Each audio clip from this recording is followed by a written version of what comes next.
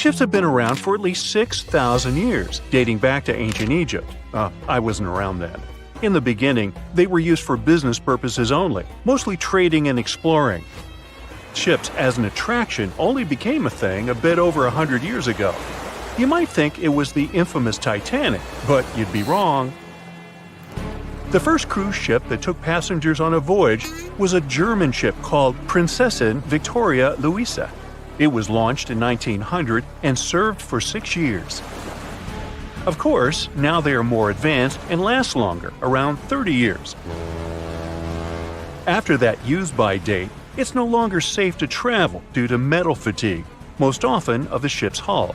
So, since ships don't have too long of a lifespan, it makes sense to build them big. I mean big, so they can accommodate as many passengers as possible. Your average cruise ship is 1,000 feet in length, or approximately 3 times as big as a football field. They're also tall enough to require elevators. They're also filled with different facilities, like restaurants, pools, and many other fun activities.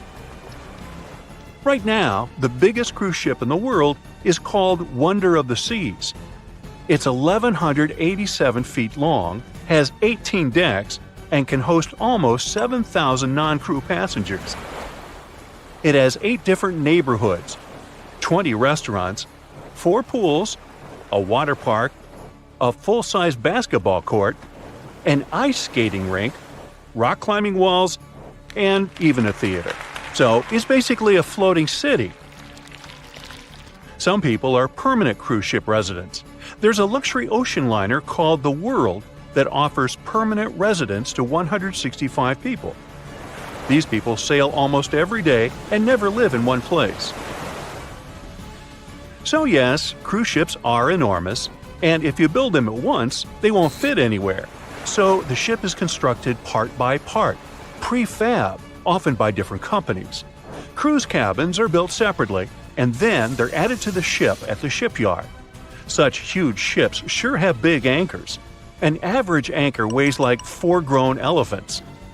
The crew members try to avoid dropping the anchor when possible because such a massive thing can severely harm the ecosystems at the bottom of the sea. With around 2,000 cabins on average, it's impossible to ensure that every cabin has a window for the voyagers to observe the sea. So cruise ships found a solution. Interior cabins that don't have windows have virtual balconies that transmit real-life images from the outside of the ship, depending on where your cabin is located. Even if you get a cabin with a virtual balcony, you still have better accommodations than the crew members. They reside in a so-called B deck, which is located in the lower part of the ship below the waterline. There are dorm-style rooms with a bunch of bunk beds and lockers. Also, crew members have a secret language, code words that they use to exchange information without the passengers knowing. For example, the word Alpha or Star code signals a medical emergency. And Bravo, Bravo, Bravo means a fire on the ship. By the way, there's a bunch of stuff you aren't allowed to take on board because of potential threats. Those include candles, clothes irons, travel steamers, and hot plates. Basically, it's anything that produces flame or heat, with the only exception of curling irons and hair straighteners. Yeah, I never leave home without mine. Since people live on board for weeks, and often the ships spend days in the open sea, you can imagine that a lot of waste is produced every day from the thousands of passengers and crew the ship is hosting. So, where does it all go? Well, dumping trash in the sea or ocean is illegal. So, the ship engineers devised a system. On a particular crew-only deck of a ship, there's a recycling station where all the waste goes from everywhere around the ship. Everything that can be recycled, paper, aluminum cans, all types of glass, and plastic bottles are collected, separated, crushed, and stored until the ship docks at a port and can send the stack to a recycling station. As for the food waste, all kitchens on board have a suction drain, which takes the food to one big pipe, which takes all of it to a hydroprocessor. The processor crushes the food into small pieces and then burns it. Now, the cruising capital of the world is Miami, Florida. Having 5 ports, Florida is the place where most cruise ships depart. Voyages are fun, but if you need to get somewhere fast, cruise ships shouldn't be your first choice, because they're slow. On average, they travel at the speed of 20 knots, which is just 23 miles per hour. Ships travel much slower than cars and planes because they move huge amounts of water. For instance, when you run on the ground, you're fast. No, really, I've seen you. Now step in a swimming pool and try to run there. It'll be way harder for you to do, and you'll be way slower, barely moving through. Now keep in mind that you're much smaller than a ship. As we've seen, ships are big boys. When you put something in the water, it displaces the amount of water that is equivalent to its weight. So, a ship displaces thousands of tons of water and then pushes through it, creating such a drag. That's why they're slow. Still, in a year, cruise ships sail around the equivalent of 3 times around the planet. Apparently, the passengers are there to enjoy the ride and not so much the velocity. Obviously, such ships need a boatload of fuel. And not just one, several types are required. Heavy fuel oil is used for the main engines, marine diesel is needed for smaller engines and lifeboats, and there's also marine gas oil for the turbines. Every day, each cruise ship burns, on average, 150 tons of fuel and releases exhaust equal to 1 million cars combined. So there are often regulations regarding how pure each type of fuel must be. In most parts of the world, ships can only use fuel that contains no more than 0.5% of sulfur, a component that highly contributes to air pollution. In other countries, the fuel must be even purer, containing only 0.1% of sulfur. The cleaner the fuel, the more expensive it is. So ships often change from one fuel grade to another, depending on the area the ship is sailing in. So, where do ships get so much of the stuff? Apparently, there are floating filling stations, so-called product tankers. They carry different grades of fuel and deliver it to the ship, connecting to the ship's fuel tanks and pumping the proper grade of oil into the section where it's needed. All cruise ships pick up stranded sailors and fishermen, and that happens quite often. So don't be surprised if your cruise ship stops in the middle of the sea to pick someone up. It's a common practice. Ships can even change course to pick up some stranded sailors if they get a distress call. But what happens if you, a passenger, falls over? You clumsy oaf. Hey, just kidding.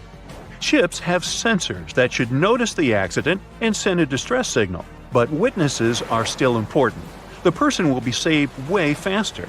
So, if you ever see someone falling overboard, here's what to do. Throw them a life ring, point at them and scream, "A person overboard!"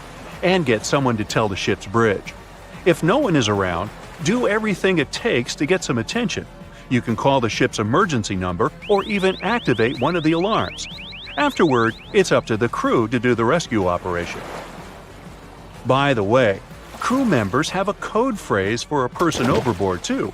It's Oscar, Oscar, Oscar. And that's not for Oscar Mayer. It's a code unique to the Royal Caribbean Cruise Lines. Ever since What Happened to the Titanic, remember the Oscar-winning movie? Every cruise ship is obligated to have safety equipment to accommodate 125% of the people on board, so you shouldn't be scared of history repeating itself, especially in the warm tropic islands. After around 30 years, when a ship has served its time, it retires and gets sent to a shipyard where it gets scrapped. Many famous and beloved ships enjoy a better fate. They get turned into hotels and attractions. Yes, it's good to be the queen. Ships have been around for at least 6,000 years, dating back to ancient Egypt. In the beginning, they were used for trading and exploring. Ships as an attraction became a thing only a bit over 100 years ago, but the first cruise ship wasn't the infamous Titanic as you might think. The first cruise ship that took passengers on a voyage was a German ship called Prinzessin Victoria Louise back in 1900, and it served for 6 years. Modern ships are of course more advanced, but they still have a limited lifespan. They usually serve for about 30 years. A ship much older than that isn't considered safe and stable anymore due to the metal fatigue, most often of the ship's hull. After ships finish their lifespan, they retire and get sent to a shipyard, where they get scrapped. Most famous and beloved ships have a better fate. They get turned into hotels and attractions. Since ships are extremely expensive to build, no wonder that they are so huge, often as long as 3 football fields and as tall as 20-story building. The companies want to accommodate as many passengers as possible, because it means better profits. Also, cruise ship cabins are built separately from the ship, because otherwise there wouldn't be enough space for the construction. They're added to the vessel already in the shipyard, where the ship is put together. Quite often, different parts of the ship are even built by different companies. Voyages are fun, but if you need to get somewhere fast, cruise ships shouldn't be your first choice, because they are very slow. On average, they travel at the speed of just 23 miles per hour. Ships travel way slower than cars and planes, because they move huge amounts of water. Move on the ground and you're fast. Now step in a swimming pool and try to run there. It'll be way harder for you to do, and you'll be way slower, barely moving through. Now keep in mind that you are much smaller than a ship. As we've seen, ships are massive. When you put something in the water, it displaces the amount of water that is equivalent to its weight. So a ship displaces thousands of tons of water and then pushes through it. That's why they are slow. Such huge ships sure have big anchors. An average anchor weighs like 4 grown-up elephants. The crew members try to avoid dropping the anchor when it's possible, because such a massive thing can severely harm the ecosystems at the bottom of the sea. When boarding a ship, the first thing we have to notice is lifeboats. The Titanic was designed to carry 64 lifeboats, but it only had 20 of them. The rest is history, but ever since what happened to the Titanic, ships are required to have safety equipment to accommodate 125% of the people on the ship. So, it's even more than required, just to be on a safe side. But here is the story. In 1915, 3 years after the Titanic sank, a cruise ship called SS Eastland, which was loaded with extra lifeboats and rafts, sank under the heavy weight of all that extra equipment. But don't worry, it never happened again. Even though modern cruise ships are very safe, it's good to be prepared. So let's take a look inside one of those lifeboats. Firstly, they are orange in color, and it's not just some orange. This one has a special name, International Bright Orange.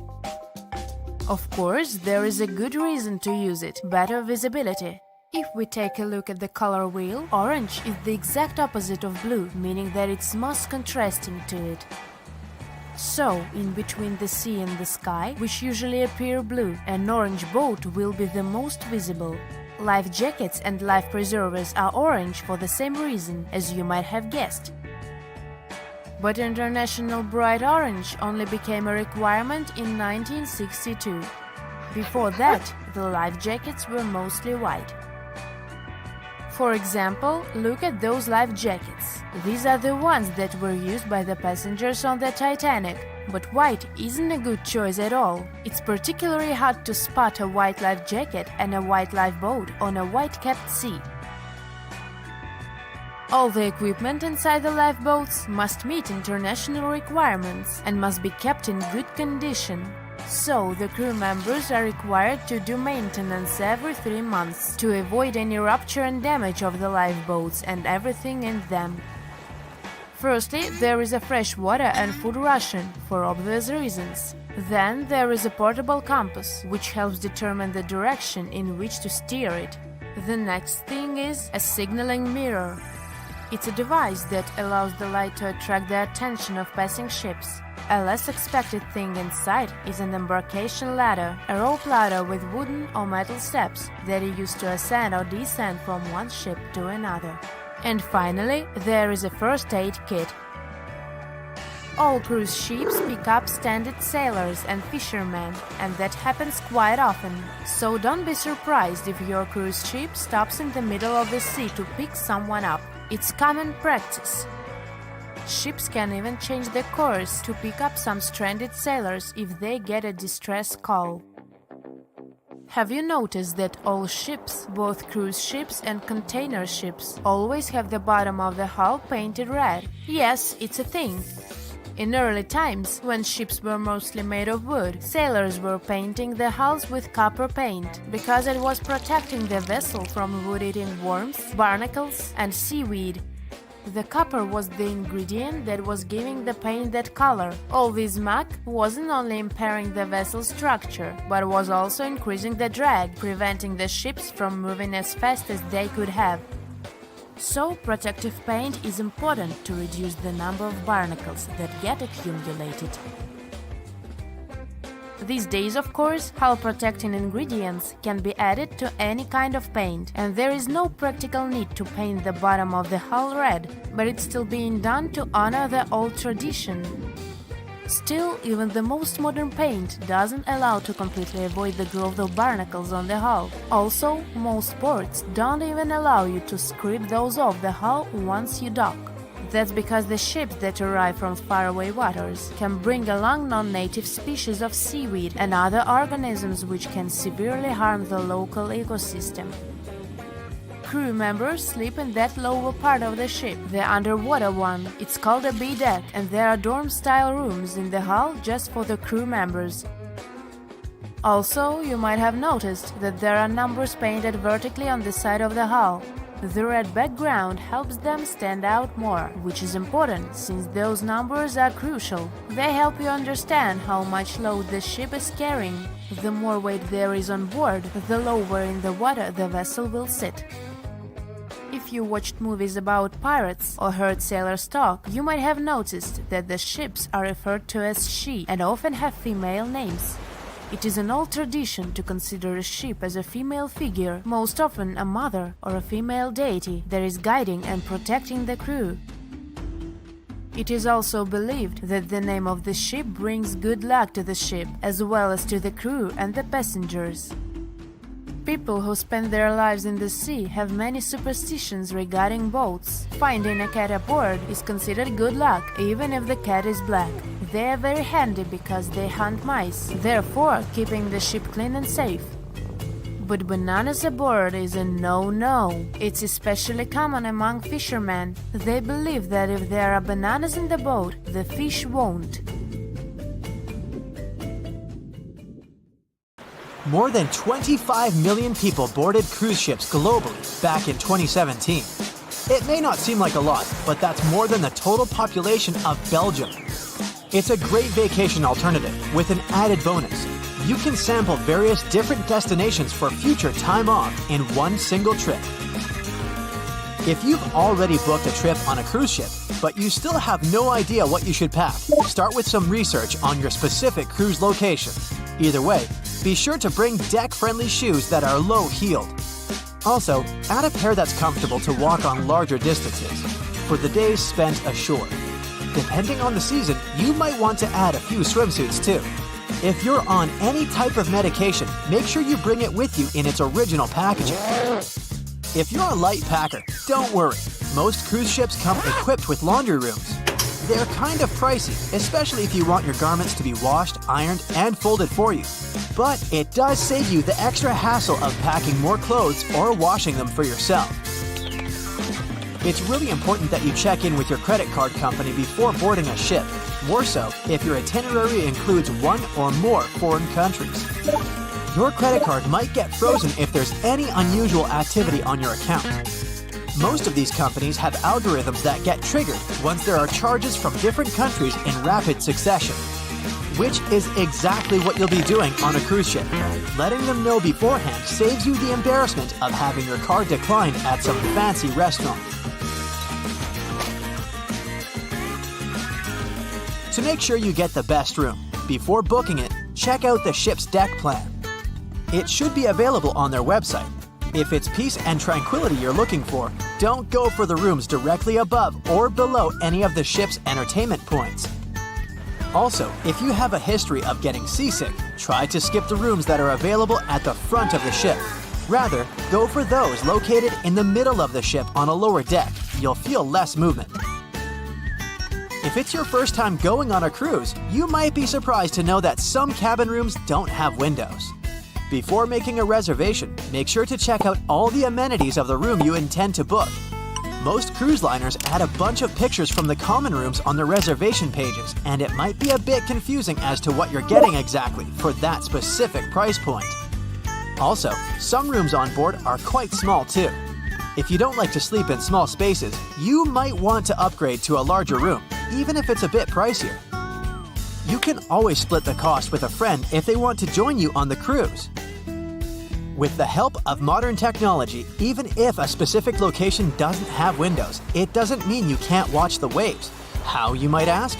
Fancier cruise ships feature a secret, added bonus. In the areas with no access to sunlight, specialists have built virtual balconies.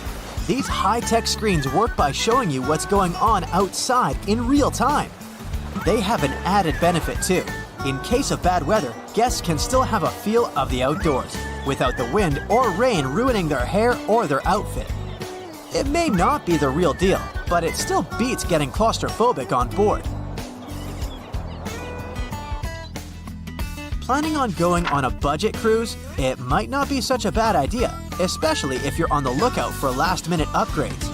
You might even end up vacationing like a millionaire without having to spend money like one. These upgrades sometimes include things like a private balcony in your room, maybe some spa services, or even better prices for high-end meals. If they aren't all booked by the time people board the ship, they might be open for the rest of the passengers for way better prices than initially listed.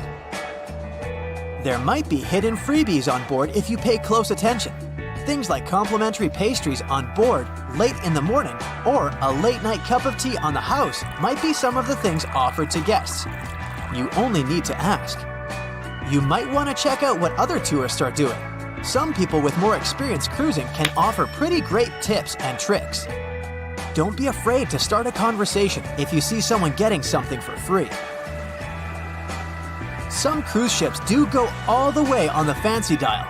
They even have exclusive areas designed for guests staying in expensive suites. Most of the time, they're located at the top of the ship. On one particular cruise, these types of guests have designated staff members called Royal Genies, which are similar to butlers. They can cater to just a few cabins. Since the cruise line wants to divert other guests from asking them various questions, which will take time away from their assigned guests, the genies do not wear a name tag in public areas. Most common areas of cruise ships do require travelers to follow a dress code, but if you do your research in advance, you might find that some areas are more relaxed when it comes to what people need to wear. Most cruise ships require people to adhere to smart attire, which means pants with a collared shirt for men, or blouses and skirts, dresses, or stylish pants for the ladies. As for the travel destinations, be sure to research the ports you're about to visit in advance. You'll know what to wear, what the weather will be, and if you need to pack anything else, like an umbrella or a beach towel. Stops on cruises only last for a few hours in most cases, so you'll want to get the most out of them. If that specific location includes museums or art galleries you want to add to your checklist, be sure to book in advance so you don't waste time waiting in lines. Some cruise ships even provide their guests with private tours of the ports they're about to visit. Do make sure to book them in advance if this is something you might be interested in, as the list gets pretty full quite fast. Independent tours are a bit more private. You can spend time with your tour guide and even ask more questions. Always remember to put your phone in airplane mode while on board. Most cruise ship horror stories involve cruising newbies that ended up paying thousands of dollars in cell phone charges while on ships, just because they forgot to turn it off. If you're the type of person that can't switch off their phone, be sure to check with your cell phone provider before traveling internationally. Some can provide special plans for limited amounts of time, without extra charges. You'll be free to chat, Call or browse YouTube videos without worrying you'll end up paying a fortune. Most cruise ships also provide you with complimentary Wi-Fi or Wi-Fi packages that can be purchased in advance, which are way more affordable. You can stick to communicating with your friends and family back home via FaceTime or Skype. People that have heard about the Titanic tragedy will always wonder what might happen if something goes wrong while on board. Let's take lifeboats, for instance. The Titanic had a mere 20 lifeboats on board, which were tragically not enough to fit all the passengers after the ship hit the iceberg. Some fancy cruise ships these days have an even lower number of lifeboats, anywhere from 15 to 18. Sounds strange? Well, not really, given the fact that each lifeboat can accommodate up to 370 people. Even the largest ships, which have an estimated capacity of 8,000 people if fully booked, including tourists and staff, are safe in case of an emergency.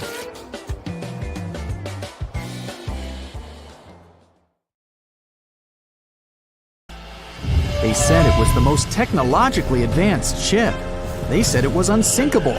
And when it sank, they made a movie about it. These were the main reasons why the Titanic disaster became world famous.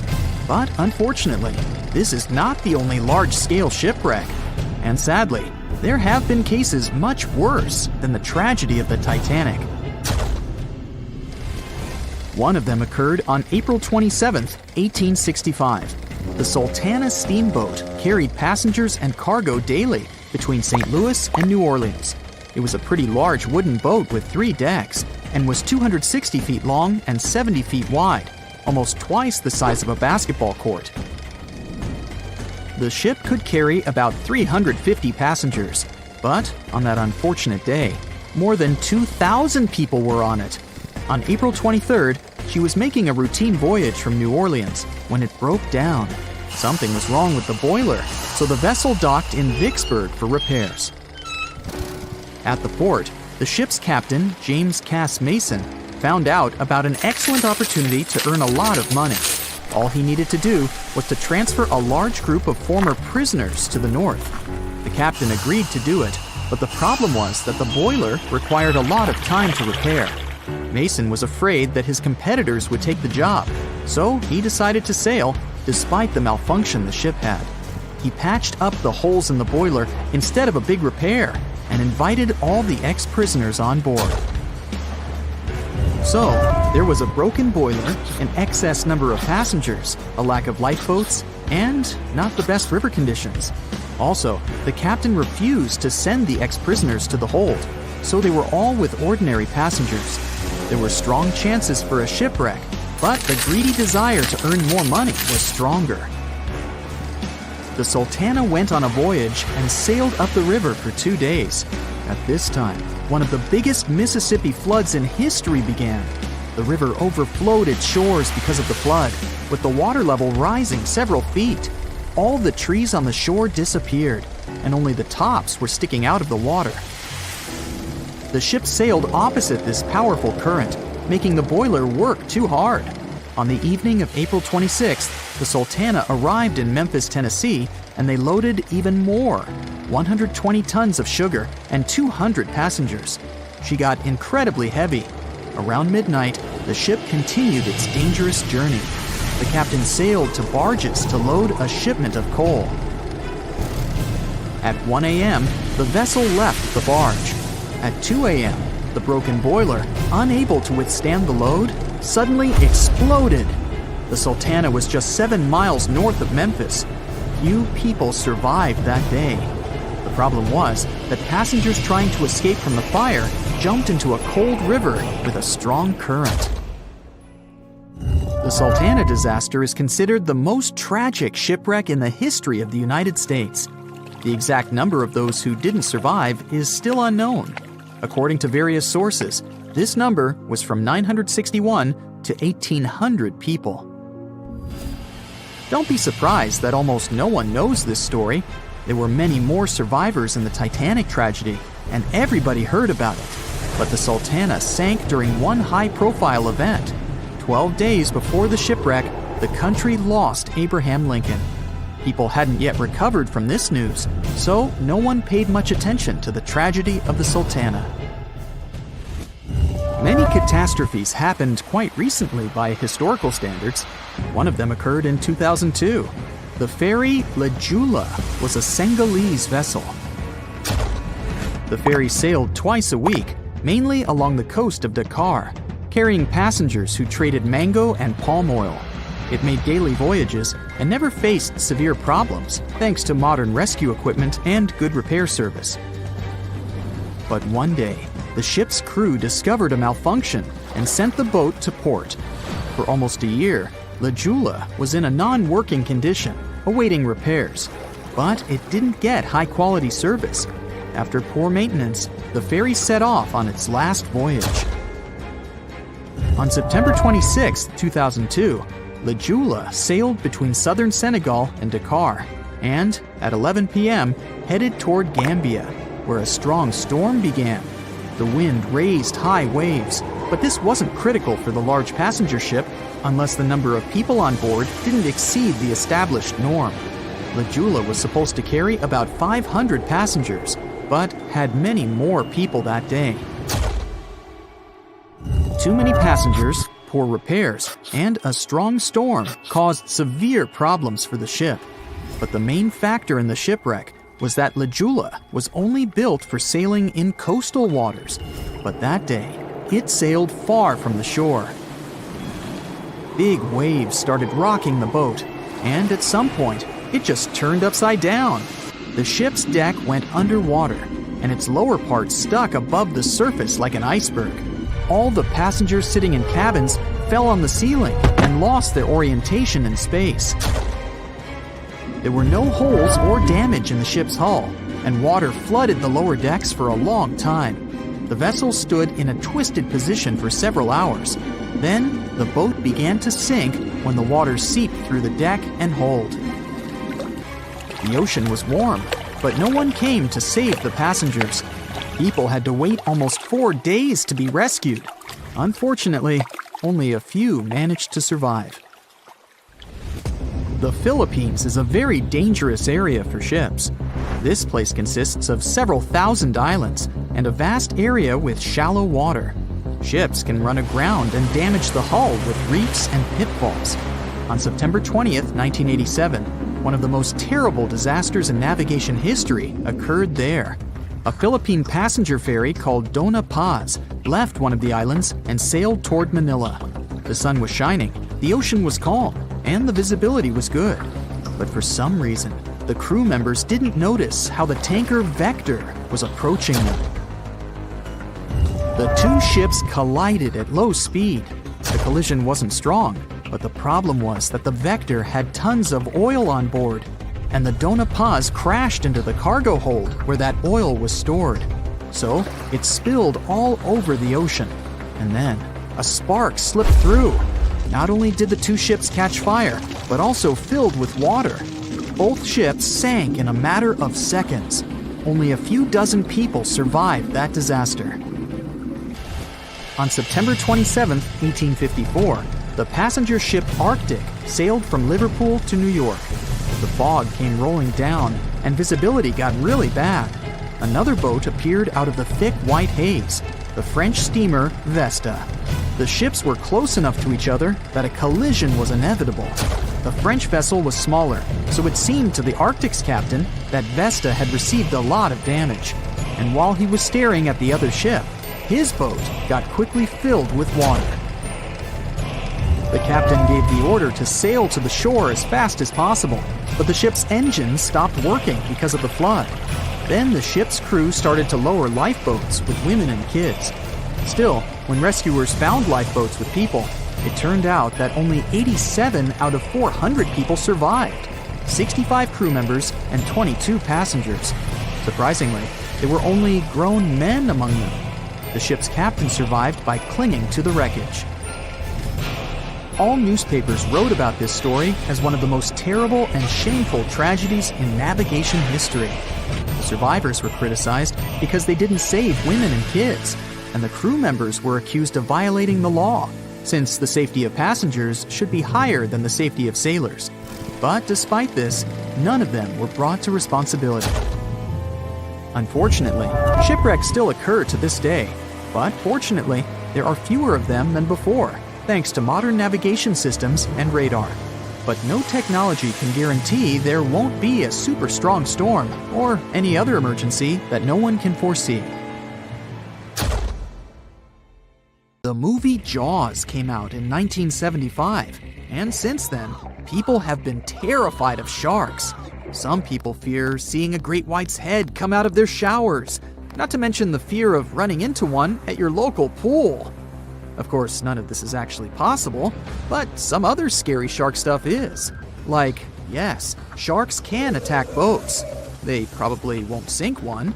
It depends on the size of the shark and the size of the boat. Today, we're diving deep into the facts and myths about the sea's biggest predator.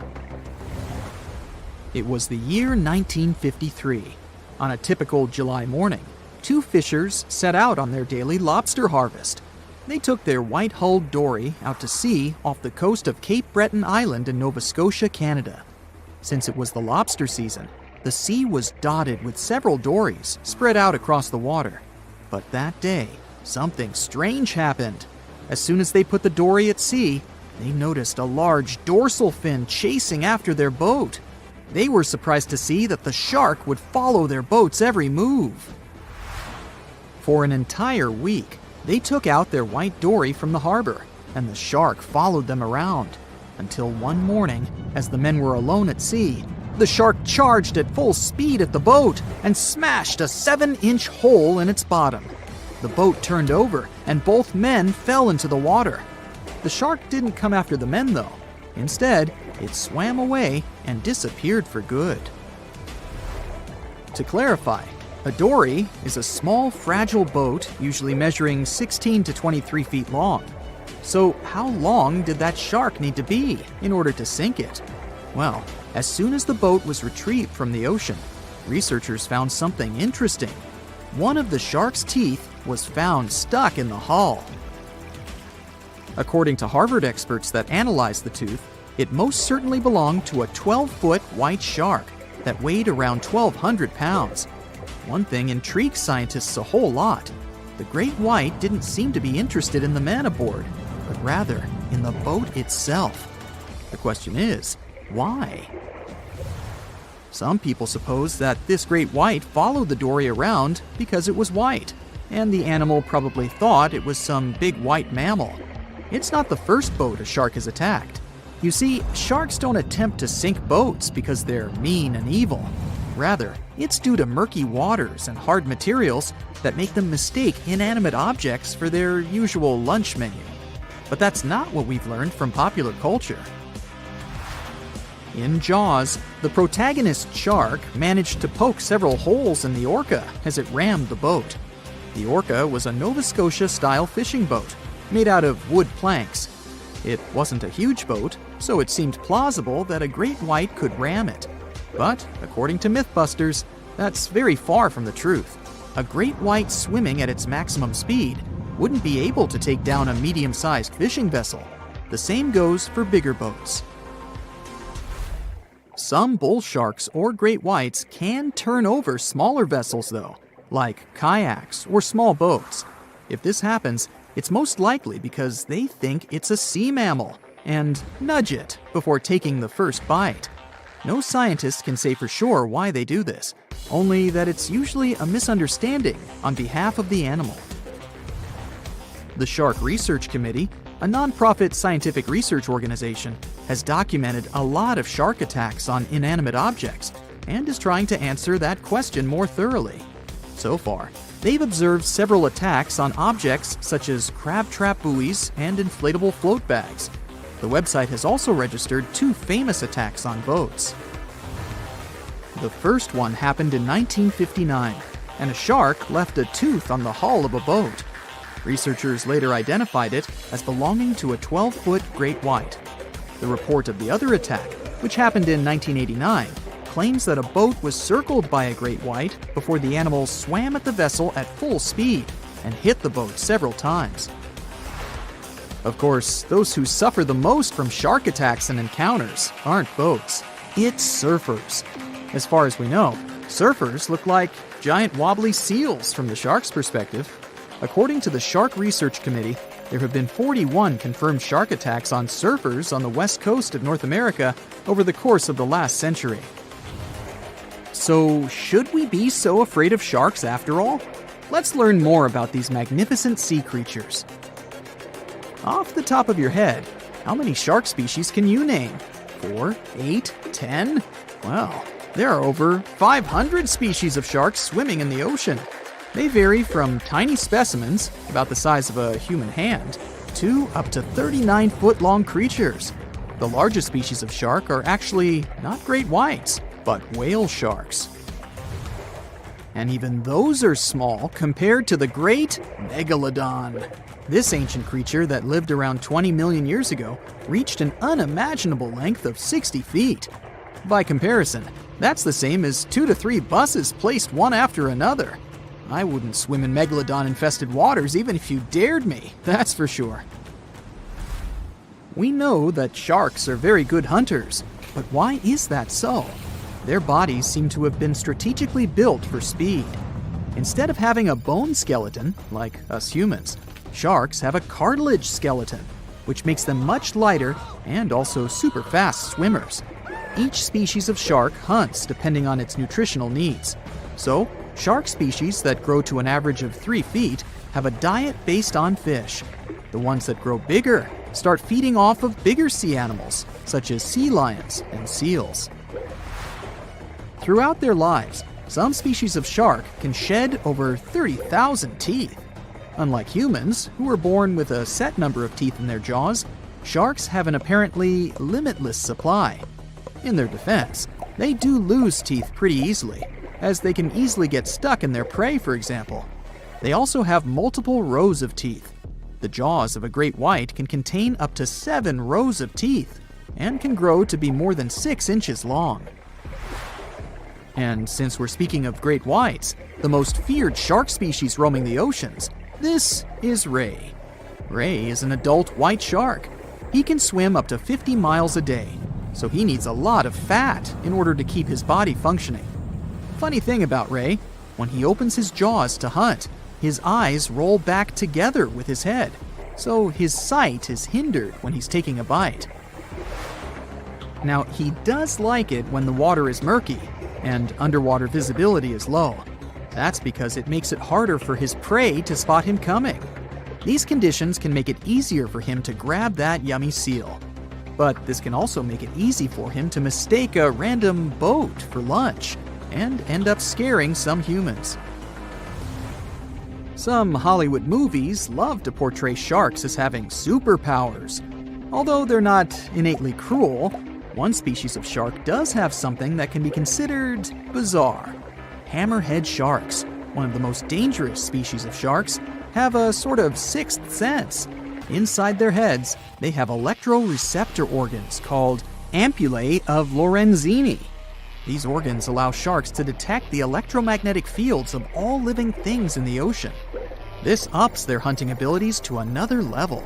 They can even find prey hidden in the sand because they sense its electromagnetic field. You should know one thing. If a shark lives in a balanced ecosystem, it won't feel the need to attack unknown things. These animals are curious, though, so maybe we should cut them some slack when they bite a piece off a random boat. Strange things occur in the cold waters of Antarctica. One of these things happened to a ship called Jenny. It was a small schooner whose history began in 1822. The boat and its crew set sail and disappeared a year later. For 18 years, the ship was considered sunk. People forgot about it, but in 1840, the vessel reminded the world of itself. That year, the whaling ship Hope sailed through the Drake Channel in Antarctica. The crew members noticed a ship among icebergs. It was the schooner Jenny. It was floating slowly in the dark, with no signs of life.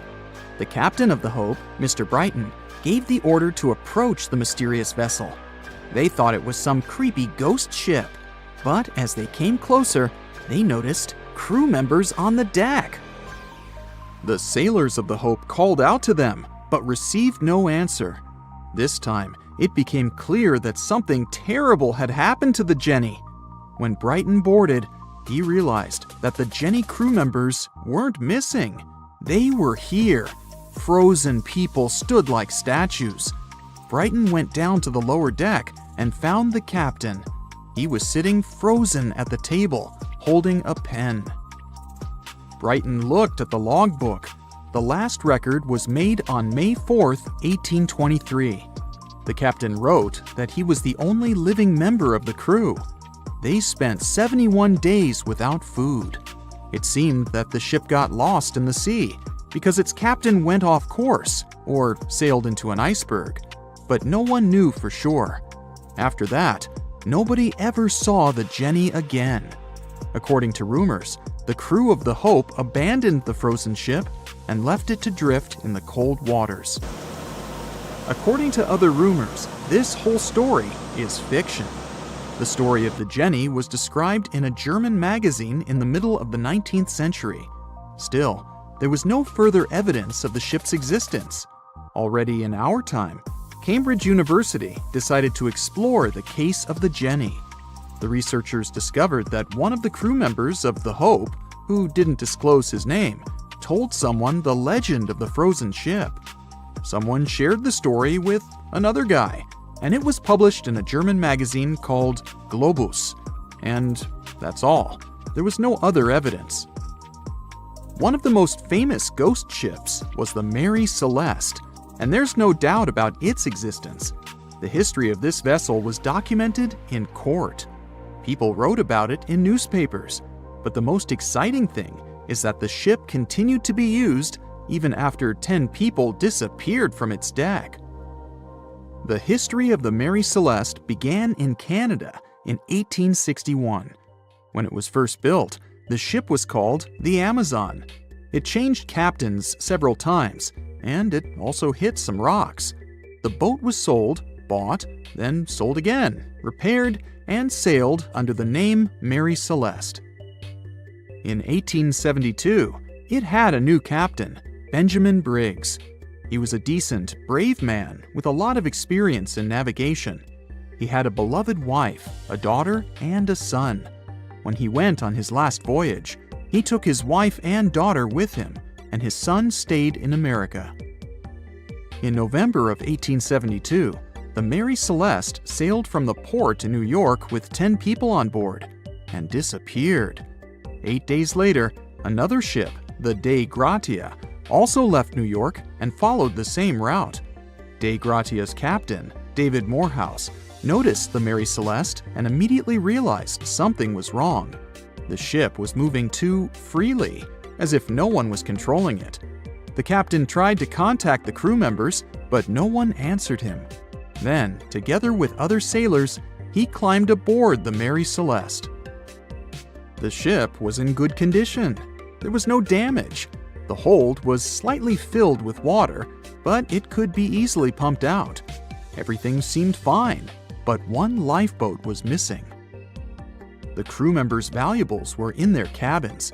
The cargo was in the hold. The supplies of water and food were untouched. Judging by the records in the logbook, the ship was caught in a storm, but it was not too strong. Other ships also sailed through this storm, but nothing bad happened to them. The last record was dated November 25th, and it claimed that everything was fine. The sails of the Mary Celeste were slightly damaged, but perhaps it happened after the crew had disappeared. The whole ship was in excellent condition, but what made the people leave it? Part of the crew of the Dei Gratia stayed on board the Mary Celeste to bring it to dry land. Everything went well. They delivered the ship to the closest port. Next, the captain of the Dei Gratia appeared before the court and told about what had happened. However, the prosecutor and the judge didn't want to believe in the story of the Mary Celeste. They were sure the captain got rid of the ship's crew to get money for its cargo. According to the maritime laws of that time, if you found a ghost ship with valuable cargo, then a substantial part of this cargo belonged to you. So, many people thought that David Morehouse decided to earn some money. This version seemed to be more valid than the one about the mysterious disappearance of 10 people. Fortunately, no one accused the captain of committing a crime. They thanked him for his service and gave him a monetary reward. However, his reputation was damaged, which greatly affected his career, as many believed he attacked the crew of the Mary Celeste. But even after this terrible case, trial, and investigation, the story was not over. The Mary Celeste was still an expensive and efficient vessel. It sailed several times, but then one captain crashed it into the reefs to get insurance. The court revealed this deception and accused the captain of intentional property damage. The story of the Mary Celeste became famous all over the world. People began to build their theories, realistic and not. Someone believed the ship had sailed through the Bermuda Triangle, but this version was quickly refuted, as the route of the Mary Celeste passed thousands of miles away from the Bermuda region. Did the Kraken or another giant monster attack the ship? Nope. Since the boat was found in almost perfect condition, there were no signs of a struggle. One of the most popular versions was that the crew of the Mary Celeste stole some valuable cargo and sailed to Spain on the rescue boat. However, those who knew Captain Benjamin Briggs said he was a good, honest man. Besides, he had a son in New York, and Briggs would never leave him. A more thorough investigation revealed that a series of accidental circumstances could have caused the disappearance of the ship's crew. Before its last voyage, the vessel delivered coal. Perhaps the pump intended for pumping water got clogged with coal after that. And when the ship got into a storm, the hold filled with water and the pump broke. The captain couldn't understand the amount of water because numerous barrels in the cargo hold blocked the view. Benjamin Briggs assumed it was dangerous to stay on the ship during a storm, so he evacuated with the passengers on a lifeboat. Perhaps they were close to land and decided to sail there, but the storm intensified and overturned the boat. Also, one record in the log journal said that the chronometer was faulty. It was a device that helped to determine your location at sea using longitude. Briggs got lost and didn't know which way to sail. The storm was strong, and he couldn't determine whether the ship would sink. Perhaps Briggs decided to leave the ship in a rescue boat when he saw the coast of the Azores. The uniqueness of this ghost ship case is that, unlike many others, you can investigate it yourself. There's a lot of information about the Mary Celeste on the internet. There are documentaries and research articles. Perhaps you'll be able to notice something that others haven't seen and solve the mystery of the disappearance of 10 people. At the beginning of the 20th century, somewhere off the coast of West Africa, a German steamship was leaving the port. Suddenly, the weather got worse, and the vessel entered a thick fog. The sailors ran aground on a sandbank close to the shore. Luckily, no one was hurt, and they were even able to save their precious cargo. But the ship was stuck in the sand for good. And it was not alone there. Nearly the entire length of the western coast of Namibia is called Skeleton Coast. If the name sounds scary, that's because it is. This 976-mile-long beach line is among the most dangerous places on Earth. The local Bushman tribes believe that their supreme deity made this land when it was angry. The Portuguese were the first Europeans to set foot in Namibia in the 15th century. And yep, they didn't like Skeleton Coast either. Portuguese explorers thought this land presented the gates to the underworld. This is the place where the Namib Desert meets the Atlantic Ocean. It might be dangerous, but it's actually beautiful. Plus, it's a UNESCO World Heritage Site. If Skeleton Coast had a PR manager, they would quit on the first day on the job. The area is not exactly tourist-friendly because of its geography and history. Beneath the sand and the waves, there is a secret ocean currently lurking for unsuspecting sailors. It's called Benguela Current.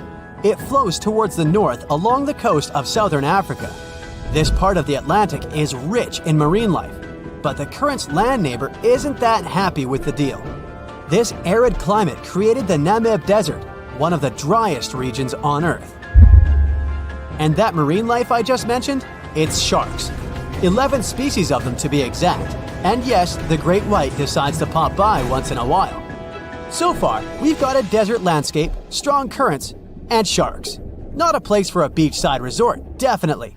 But if someone ends up on Skeleton Coast, will they know they're in danger? Don't worry, they will. The beach is littered with wrecks of all sizes and shapes.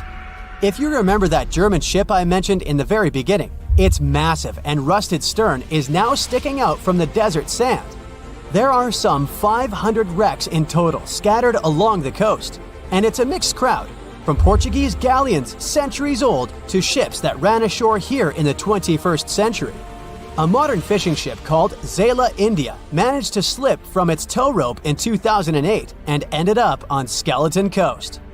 Okay, it didn't escape on its own, it had some help from the elements, but it's better to be a tourist attraction on a beach than to be broken up for scrap. That's where the trawler was originally going, poor thing. Skeleton Coast's most famous inhabitant, to call it such a place, is the wreck of the Dunedin Star. The British cargo liner ran aground here in 1942. The massive rescue operation that followed reveals why it's so dangerous for sailors to end up here. The rescuers managed to save all of the crew and passengers, but at a heavy price. An aircraft and a tugboat were lost in the process. It took the last of the rescuers a full 2 months to return home to Cape Town. Why, you might wonder? One look at the map of the region reveals the reason. It's an endless sea of yellow, which is the sand. There are so few roads here, so Skeleton Coast is hard to reach by land. There are also legal obstacles. You need a special permit to drive into the area. But the skeletons in the name of the area don't only refer to ships, they also stand for animal bones. Most of these belong to whales and seals.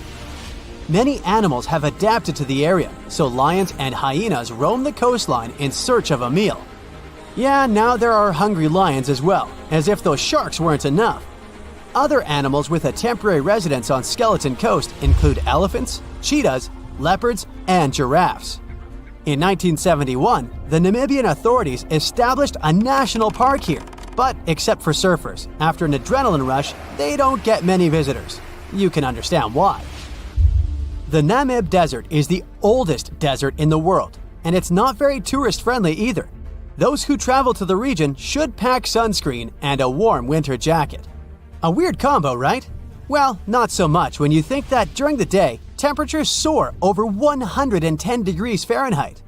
At night, the air temperature drops below freezing. What a climate roller coaster! And that's not the final danger.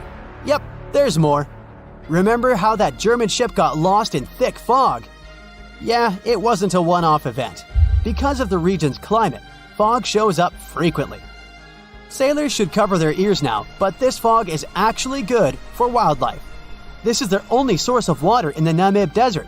Reptiles and mammals have adapted to the harsh climate. They use as little water as possible.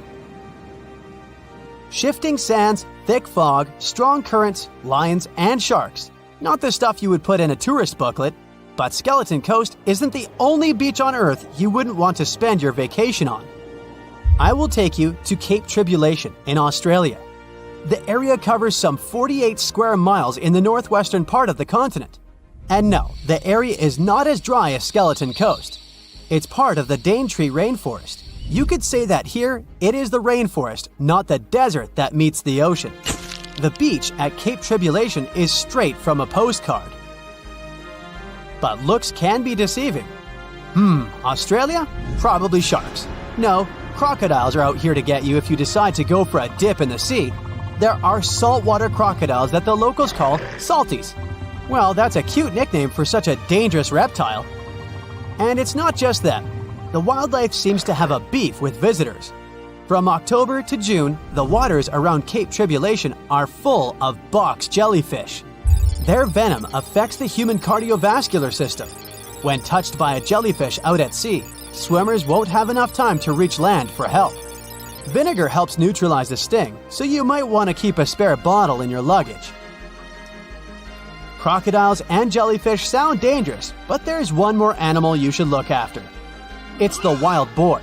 It might sound funny, but you won't laugh when you're being chased by one of these across the beach. 21 million wild boars live in Australia. They're mostly active at night, making it even more dangerous if they charge at you. The best defense is running in circles. Wild boars can't cut corners well. That's probably why we don't see many of them taking up careers as race drivers. Cape Tribulation has one last danger installed for you, and it's not an animal. Out here, even the trees are plotting against visitors. The stinging tree got its name for a reason.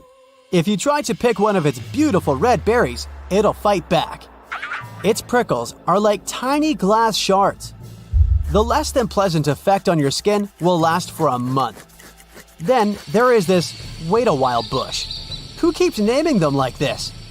This long vine has spikes that grab hold and just don't let go. They are so strong they can pull a human off a horse. You'll have to wait for someone to come by and save you from this thorny grabber. If you are about to cross this Australian beach from the vacation list, hold on for a second. Tourism is booming here. The local authorities have restricted access to all of the danger zones. Visitors go swimming in dreamy water holes that are surrounded by lush vegetation. There are even ropes to swing from. Now, that's a beach you can finally relax on. What is a boat doing in the middle of a desert? You would expect to find a seagoing vessel closer to shore. This is the question archaeologists have been asking for decades. In 1988, there was a storm near one of the most important archaeological sites in ancient Egypt. A wooden structure emerged from the sand. It was hollowed out by termites. Scientists were determined to solve its mystery. In 2000, they began excavating the site near Abydos, Ubidos. An American team of experts soon discovered a boat that was 70 feet long, and it wasn't alone. In total, there were 14 boats neatly resting next to each other. It was impossible to completely dig out the boats because of their poor condition. Luckily, the wood was preserved enough to get a sample. Analyses revealed that the boats were around 5,000 years old, the oldest fleet in human history to this date. The time of their construction predates the pyramids at Giza by half a millennium. Each ship of the fleet rested in a vault that matched its dimensions. The room was roughly a third of the size of a tennis court. It had mud brick walls that featured more than 120 drawings of boats. Ancient Egyptians incised them on whitewashed walls that were excellently preserved. Scientists have known about these mysterious chambers for well over a century. 1901, 1902. A British archaeologist, Arthur Weigel, stumbled upon a strange structure west of the River Nile. His team caught a glimpse of the interior walls. Sadly, a section of the roof collapsed, so they had to call off further exploration. Researchers abandoned the site, but its location remained on the maps. The boat's position first led scientists to think that they rested on a bank of the mighty Nile. But there was a problem with this theory. Today, the river flows almost 7 miles west of Abydos. Further studies of the surrounding terrain showed the Nile didn't change its course throughout history. Also, if the boats floated near a dock, they would be in unstable positions. The 14 vessels at Abydos were perfectly parallel to each other. There was only one conclusion possible. Someone had deliberately placed them like that. They must have gone through a lot of effort. Each boat had enough room for up to 30 rowers. These vessels could really float. They weren't models, but scholars still don't know if they actually sailed any body of water in ancient Egypt. This doesn't diminish the importance of the find. Previously, archaeologists found only small-scale models. In King Tut's tomb alone, there were 35 boat models. For a long time, these figurines were the only clues as to how ancient Egyptian vessels looked like. The boat's design confirms that they were the real deal. They are the earliest surviving examples of something called built boats. Ancient people constructed primitive vessels by hollowing out large tree trunks. The alternative was reed that was tied together to form a raft. The boats at Abydos had planks tied together. This was a major breakthrough in shipbuilding. During their lifetime, the boats must have seemed impressive. Timber was a valuable commodity at the time. There was no wood in the desert. Cedar had to be imported from Lebanon. The only person who could afford such luxury was the pharaoh. Studying the area around the ancient fleet provided more answers. Scientists discovered a mud brick structure where Egyptians worshipped the pharaoh.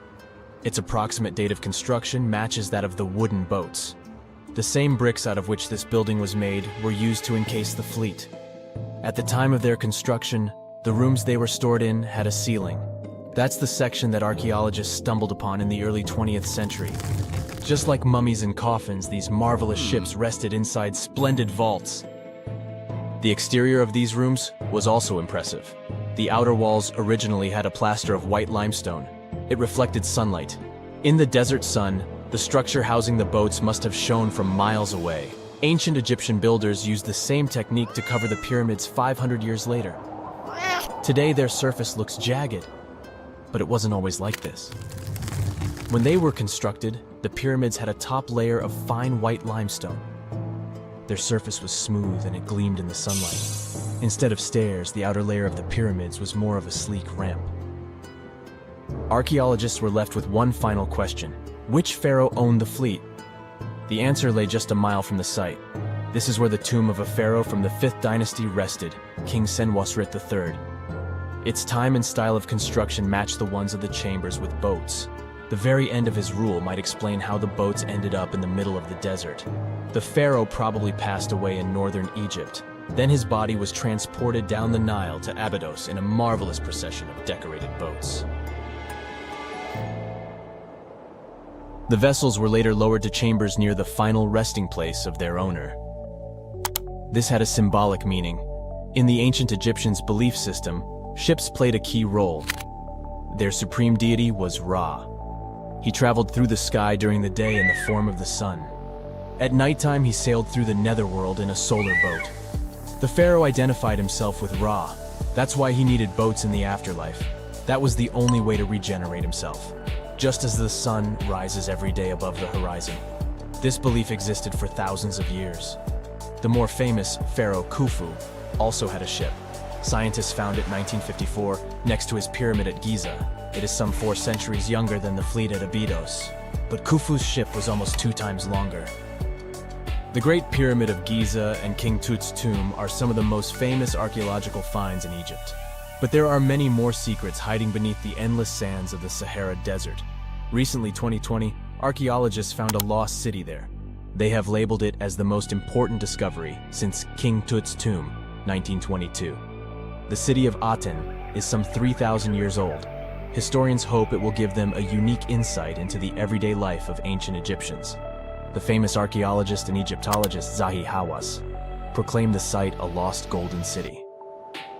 Aten sits some 300 miles south of Egypt's capital, Cairo. It is close to the famous Valley of the Kings. Archaeologists first found sections of mud brick walls that spread out in all directions. They discovered complete rooms with tools of everyday life inside. The research team unearthed a bakery, a residential neighborhood, and an administrative district. They all date back to the time when the Egyptian civilization was the wealthiest in its long history. They were also the first to make objects from iron. In 1911, scientists found a set of iron beads near a village in Lower Egypt, El Girza. These are the earliest known iron artifacts. The discovery is literally out of this world. Ancient people made them by beating into shape a piece of a meteorite. The 9 beads were once part of an ornate necklace. They are now blackened and corroded, which is perfectly normal for a piece of jewelry that is over 5,000 years old. They consist of an iron-nickel alloy. Researchers were impressed by the skill of ancient jewelers who processed the beads. Their craftsmanship is more impressive when you think that they didn't know the stellar origins of the material. The Great Pyramid of Giza also has a remarkable feature. An international research group investigated the electromagnetic response of the structure to radio waves. They found that the pyramid has the ability to concentrate electromagnetic energy inside it. This occurred inside its chambers as well as under the pyramid's base. It contains an underground, unfinished chamber. It seems that the electromagnetic response is connected with the properties of limestone, the Great Pyramid's main building material. The research results might have a practical application. The way solar cells and nanosensors function could be improved by this remarkable find. If I asked you to name the most famous shipwreck of all time, you'd go with the Titanic, right? The Atlantic Ocean, the hope for new life, heartbreaking love stories. It had it all to become a blockbuster. But I guess you've never heard of SS Princess Alice that submerged in the sewage of the River Thames, taking between 600 and 700 lives with it. Life in 19th century Victorian London wasn't easy, especially for working class folks. Affordable public transport and bank holidays made it a bit easier. The people could escape to the coast on a train or pleasure boat, even if it was just for a day. Sheerness on the Isle of Sheppey in Kent started as a fort under Henry VIII and then grew into a bustling town with a dockyard. When they added a railway station in 1863, it became a prime destination for day trippers and holidaymakers. Seaside promenades, charming piers, and a whole bunch of fun stuff to do by the sea. It had it all. A bit inland along the River Thames, you had the Rocherville Gardens. These gardens had archery lawns, bowls, mazes, lakes, cliff walks, and even a floral bazaar. Plus, there was an aviary, a bear pit, and a skeleton of a lost whale that had taken a wrong turn in the Thames. Londoners of the late 19th century could hop on a train or cruise along the Thames by boat, and both options were pretty popular. But on the 3rd of September, 1878, way more people than usual opted for the boat. They chose it over the railroad after a passenger train had collided with goods wagons in Kent, taking the lives of 5 people. The river felt like a safer way to go. One of the ships available for the trip was the SS Princess Alice. The paddle steamer was first launched in 1865 on the west coast of Scotland. Its original name was the Bute, and it was used as a ferry for the passengers of the Weems Bay Railway Company. A couple of years later, it was sold and renamed after Queen Victoria's 3rd child. Then, it was sold again and got the nickname the Shah's Boat, as it transported the Shah of Persia up the Thames to Greenwich in 1873. The ship had gone through several alterations in its lifetime. It got new boilers and watertight bulkheads. The Board of Trade had inspected it and marked it safe. In the year of its final voyage, it was officially allowed to carry up to 936 passengers between London and Gravesend in calm water. On the day of the tragedy, Princess Alice was on what was called a moonlight trip downstream from Swan Pier near London Bridge to Sheerness, Kent and back. The trip wasn't expensive, so most of the passengers were from the working class. There was also a musical band aboard to keep the spirits up. The 3rd of September was a bright day, and many families were happy they could catch some final summer sun rays and enjoy fresh sea air. The then owner of the ship, the London Steamboat Company, had several vessels working on the route. The passengers were free to hop on and off different ships. At around 6:30 p.m., after a beautiful day in the open, the SS Princess Alice headed back to Swan Pier. No one kept official lists of passengers, so we'll never know exactly how many people were on board that evening. But they say the steamer was close to its full capacity. As it got darker and cooler, many families decided to stay inside the saloon or in their cabins below. Some stories from the steamer sound like fate. The captain of Princess Alice let his steerer stay at Gravesend and replaced him with one of the passengers. John Ayres was a sailor but had little experience at the Thames or with a vessel like Princess Alice. Alfred Thomas Merriman, a chef from East London, had been offered to work on the steamer at the last moment. He was 30 years old and a father of 4, so he couldn't say no to extra money. At around 7:40 p.m., he was standing on the deck by the saloon door. By that time, Princess Alice had passed Tripcock Point and entered Galleon's Reach. The passengers could see the North Woolwich Pier in the distance. Many of them planned to disembark at that stop. And that's when Merriman noticed a huge ship carrying coal. It was Bywell Castle. This vessel normally carried coal to Africa, but it had just been repainted at a dry dock. Bywell Castle was going to Newcastle to pick up some coal and transport it to Alexandria, Egypt. The ship's captain, Harrison, wasn't too familiar with these waters, so he called in Christopher Dix, a seasoned Thames River pilot, to lend a hand, even though he didn't have to. The ship had a fancy raised forward part below the deck, and Dix couldn't quite see what was in front of him. So, they had a sailor on lookout duty. As they set sail from Millwall at the speed of 5 knots, 5.7 miles per hour, they tried to stick to the middle of the river, but other boats had other plans. When they were approaching Galleon's Reach, Dick spotted Princess Alice's red port light, headed their way, but planning to pass on the right side. At the same time, Grinstead, the captain of Princess Alice, was going against the river's flow, trying to find the smooth waters on the south side. He adjusted his course, steering into Bywell Castle's path. Both crews realized they were headed for a collision. Dix tried to steer clear and even ordered reverse full speed on the engines, but it was too late. The Bywell Castle collided head-on with the Princess Alice, which was much smaller, weighing less than a third of the 890-ton coal-carrying collier. It sliced the passenger steamer in two. As Merriman remembered later, laughter on board immediately changed into screaming and panic. Some people rushed to the bridge for safety. Merriman hurried to the captain, asking what to do next. The captain's response was grim. "We are sinking fast. Do your best." The ends of the steamer went high into the air, and the middle just sank, taking passengers with it. Those unfortunate ones who were below deck were tragically trapped. The impact caused tons of untreated sewage to gush from outlets near the collision site. The water became a frothy mess of unprocessed waste with a horrible odor. It was potent enough to make even the most resilient sailors retch. Amid the chaos, passengers struggled for life in the contaminated water.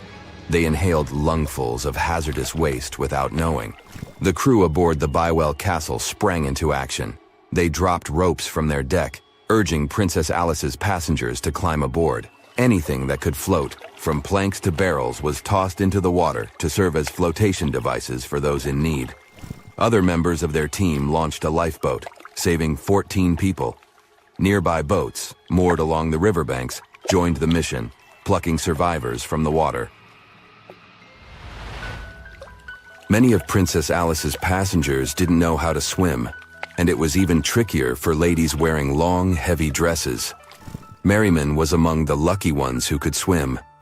He first held on to a piece of wreckage, and then, when others got to it, swam away and caught onto a rope hanging over the side of the Bywell Castle. They managed to save around 130 people this way. Another survivor was Robert Haynes, who played in the Princess Alice band. He was fond of ships and had noticed the Bywell Castle a couple of minutes before the collision. He chose not to follow the rest of the band, who went downstairs for a break, and that saved his life. Princess Alice's sister ship, Duke of Teck, arrived 10 minutes too late to assist with the rescue efforts. Only 2 people who had been below deck or in the saloon managed to survive the collision. We still don't know the total count of lives taken on that day, but it's somewhere between 650 and 700. And what makes this story even more tragic is that it has been mostly forgotten.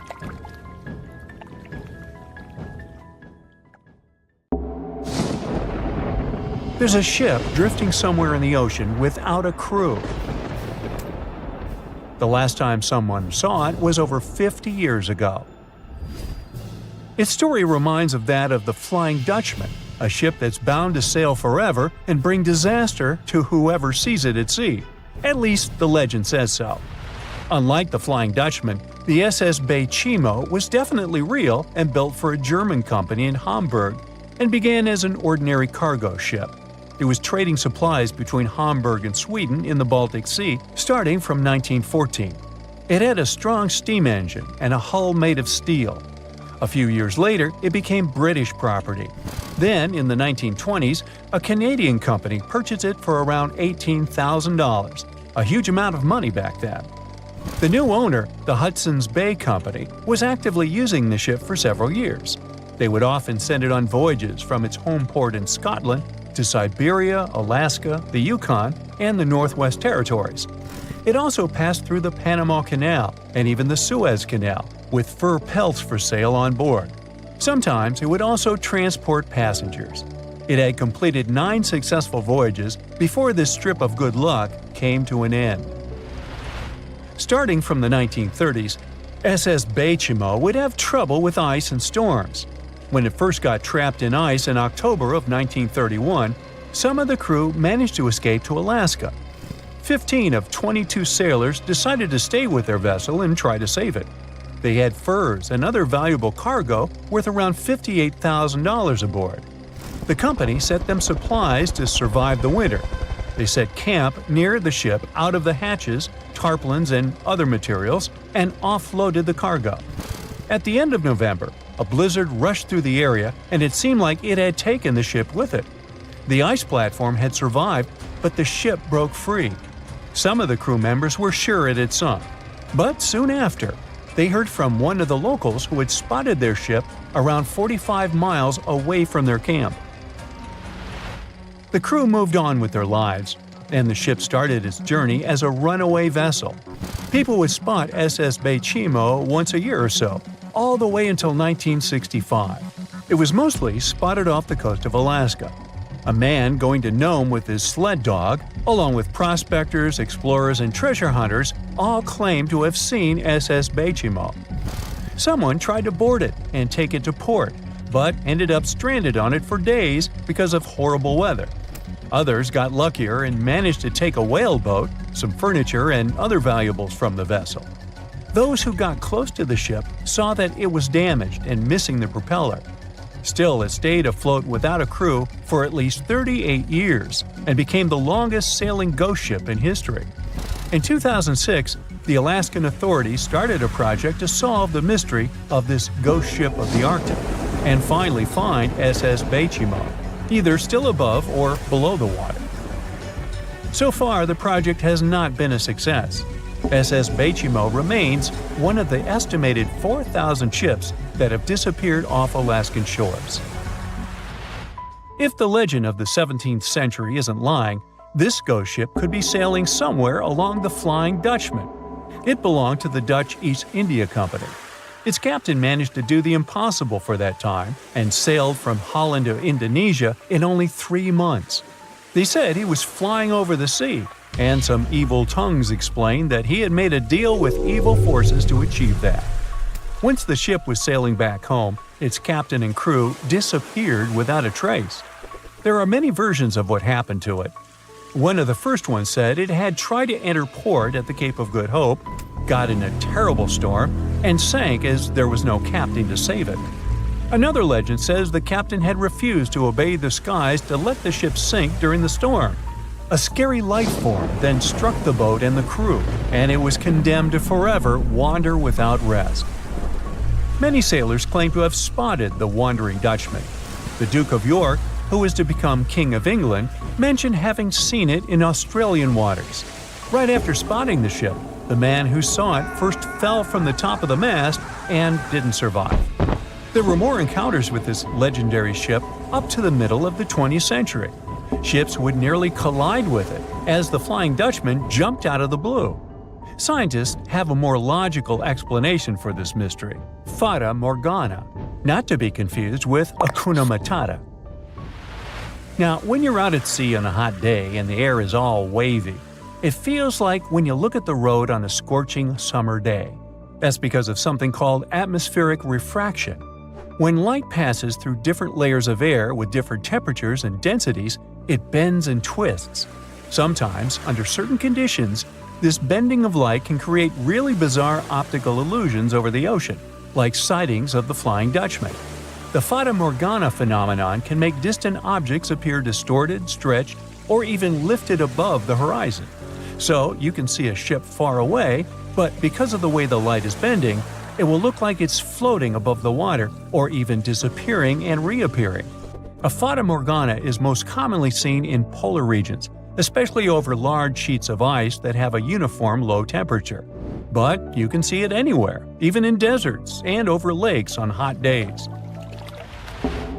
The first stories about ghost ships go all the way back to ancient Greek and Roman mythology. One of the most famous ghost ships in history is the Mary Celeste.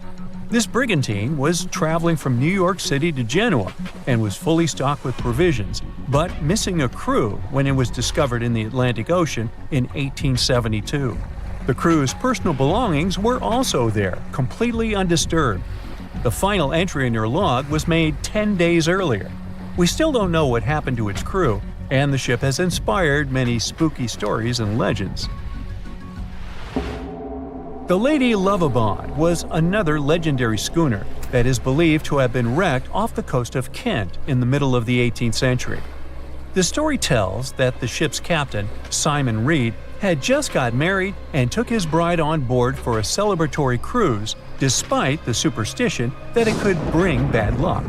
They were on their way to Portugal when the first mate, who is also in love with the captain's new wife, went mad because of jealousy, attacked another crew member, and then took over the wheel and steered the ship straight into the dreaded Goodwin Sands. No one aboard survived, and the schooner is said to reappear as a ghost vessel every 50 years. In present times, many vessels become abandoned and turned into ghost ships intentionally. There are thousands of them floating in U.S. rivers, lakes, channels, and coastal waters. Some people lose their boats in storms and other extreme weather. Others have to abandon their boats because maintaining them can cost 10% of the boat's price. Plus, docking a vessel can add up to several $1,000s every year. Most boats have been made of fiberglass, so an owner can't just recycle them as scrap metal. So, once they want to get rid of it, they often tie it to a dock and sneak away, or leave it floating far away from the shore, or just try to sink it. When ghost ships sink in shallow waters, they can cause damage to coral reefs, mangroves, marshlands, oyster habitats, and wetlands. Plus, they can collide with unsuspecting regular ships and cause real trouble. So, don't do that. Enough said. On a fine summer night of August 30th, 1892, a shipping magnate took his family for a cruise on Lake Superior. They were traveling on the Western Reserve, which was supposed to be one of the safest ships of its day. It was made of a type of steel like that used to construct the infamous Titanic, and it ended up with a similar tragic destiny. The ship broke in two and was found only 132 years later, in 2024. The 300-foot steamship was the first steel-plated freighter on the Great Lakes. One newspaper called it the Inland Greyhound because of how quickly it cut through the water. Peter H. Minch was the owner and inventor of this vehicle, which had been built just 2 years earlier in Cleveland. On the night of its last voyage, the ship set off toward Two Harbors, Minnesota. Minch brought along 5 of his family members: his wife, their 2 kids, his sister-in-law, and his niece. There were also 22 crew members aboard. It was a pleasant and smooth ride while they were sailing across Lake Huron. But as soon as they left Whitefish Bay, the lake turned wild, and the crew had to drop anchor for a while. Later that evening, as they entered Lake Superior around 9 p.m., a fierce summer storm moved in with powerful winds and crashing waves. Then disaster. The ship began to split in two. Within just 10 minutes, the Western Reserve was completely underwater. Everyone managed to get into lifeboats. The Minch family, with some crew members, took the wooden one, and the remaining 10 people got into the metal one. But the storm was so brutal that the metal boats sank right away, and only a few made it into the other lifeboat. That second boat floated for the next 10 hours. A steamship passed by, but didn't notice or hear the people calling for help. Around 7 o'clock the next morning, the lifeboat got within a mile of shore near Deer Park, Michigan. They were so close to safety, but sadly, the lifeboat flipped too, and they all ended up in the freezing water. The only survivor of this tragedy was 24-year-old Harry Stewart, the ship's wheelsman.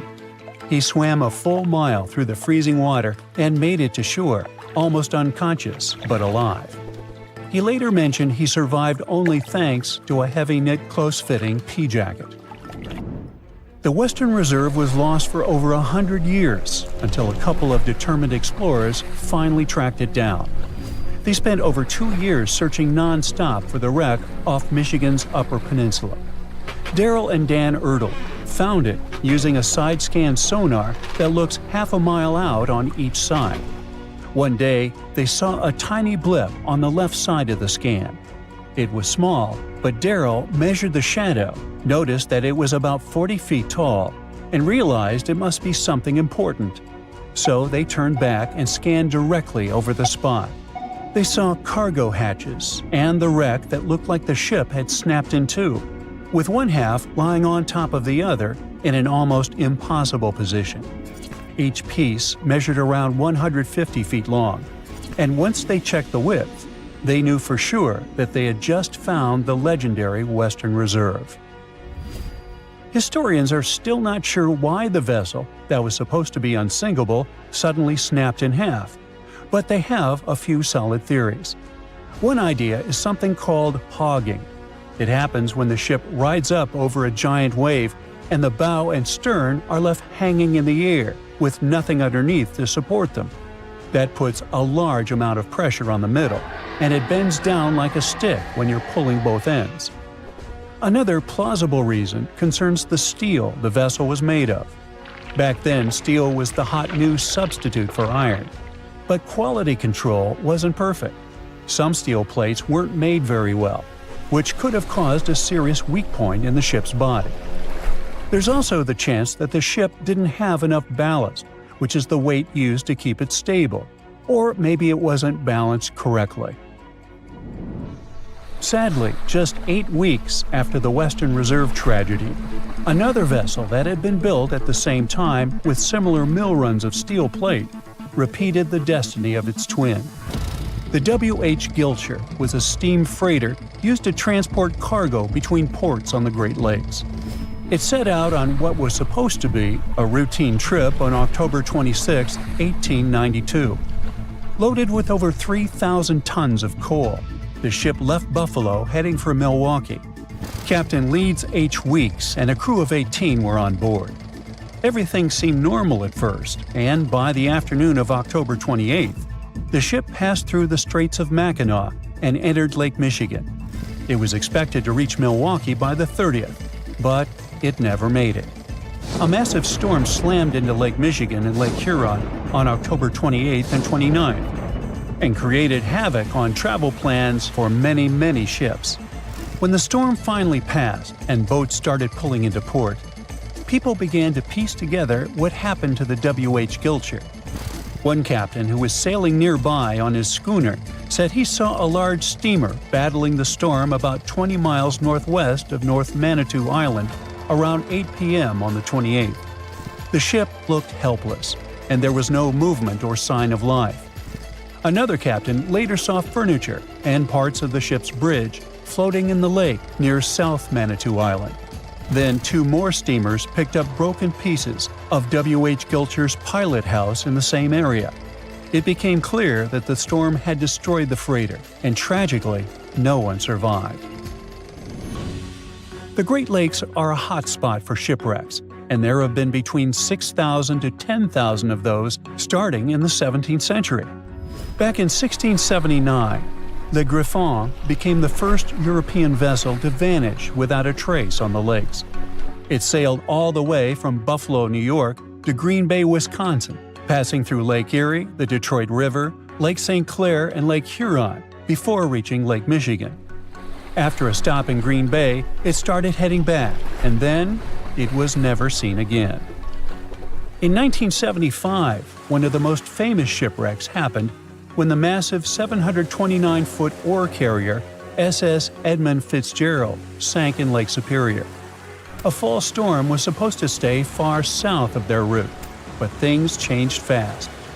Another freighter, the Arthur M. Anderson, was following behind and kept in radio contact with the Fitz's captain, Ernest McSorley. By the afternoon of November 10th, waves were smashing over the deck, and wind gusts at over 80 miles per hour were hitting both ships hard. By 7:20 p.m., the Anderson couldn't reach the Fitzgerald by radio anymore, and it had vanished from radar. There was no distress call, no warning. The huge ship had just disappeared.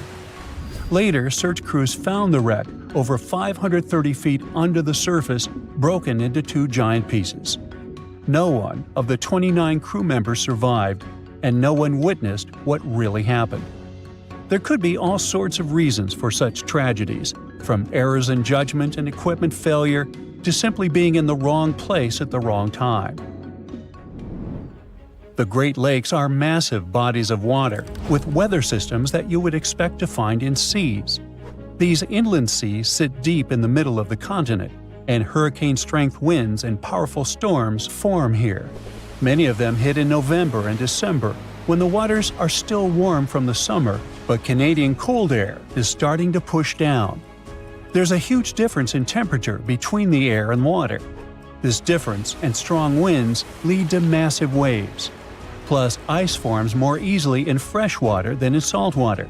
It builds up on ships quickly, and crew members also have to get around tricky ice waters. Water levels here are also unstable. In wet years, storms are more likely to happen, and this makes the risk of damage or disaster higher. A ship filled with gold and other treasures worth over $13 million was found in the middle of the Namibian desert after almost 500 years. The worker who found it was actually looking for diamonds, but ended up with something way more valuable for history. There were some blocks of copper, some wood, pipes, and elephant tusks. The miners called for an archaeologist, who soon realized it wasn't a disturbed beach like they thought, but a shipwreck. All evidence showed that it was a Portuguese trading vessel, Bom Jesus, that went missing in the 16th century. Experts believe it was a special kind of ship that was bigger, stronger, and better than older ships from Portugal and Spain. These ships were built to take Portuguese explorers on long trips to distant places like India, China, and Japan, and come back with tons of cargo. The Bom Jesus was likely carrying treasures from Lisbon, Portugal, to Western India. But it looks like on its way around the southern tip of Africa, near Namibia, a big storm pushed the ship too close to the shore. The ship hit a rock, tipped over, and broke apart, sinking into the ocean. Archaeologists found treasure from the captain's chest under the water, which probably fell out when the ship's wooden hull broke. They also found pieces of the ship scattered along the shore, likely from the violent storm and later by construction in the area. The storm must have been very fierce, but they didn't find many bones, which means most of the crew may have survived or were lost at sea. The ship was split into 3 sections and incredibly well preserved, thanks to the thick layers of sand that covered it and prevented rot. Archaeologists who studied the wreck discovered over 40 tons of cargo. There were cannons, swords, blocks of metal like lead and tin, fabrics, and tools that sailors used to navigate the stars while traveling across the ocean. The most exciting discovery was 1,845 copper ingots, weighing as much as 16 to 17 tons altogether. Those copper ingots, or pieces of pure metal, are still in great condition because the hull of the ship and layers of sand protected them from ocean water. The scientists even managed to read the trademarks on them on site, and learned they were made by a super wealthy German trading company. There were also more than 2,000 shiny gold and silver coins from different countries, and 105 enormous elephant tusks weighing about 2 tons. The tusks were likely supposed to become luxury items, like jewelry or carvings at the destination. Archaeologists took some DNA samples from the tusks and found that they came from West African forests and savanna elephants. Researchers were lucky that the ship was found in a restricted diamond mining area. No scavengers were able to get their hands on the treasures. The Bom Jesus remains the oldest and most valuable shipwreck that was ever discovered off the western coast of sub-Saharan Africa. Another shipwreck recently found by accident was buried under a 10-foot tall sand dune near the Caspian Sea. Some people call it the world's largest lake, and it has water levels that rise and fall over time because of the changes in weather patterns. These changes can move sand and uncover things like this shipwreck and other treasures along the coast. As the dunes slowly disappeared, the ship started to show. Before digging it out, scientists worried that waves from the sea might damage the wreck.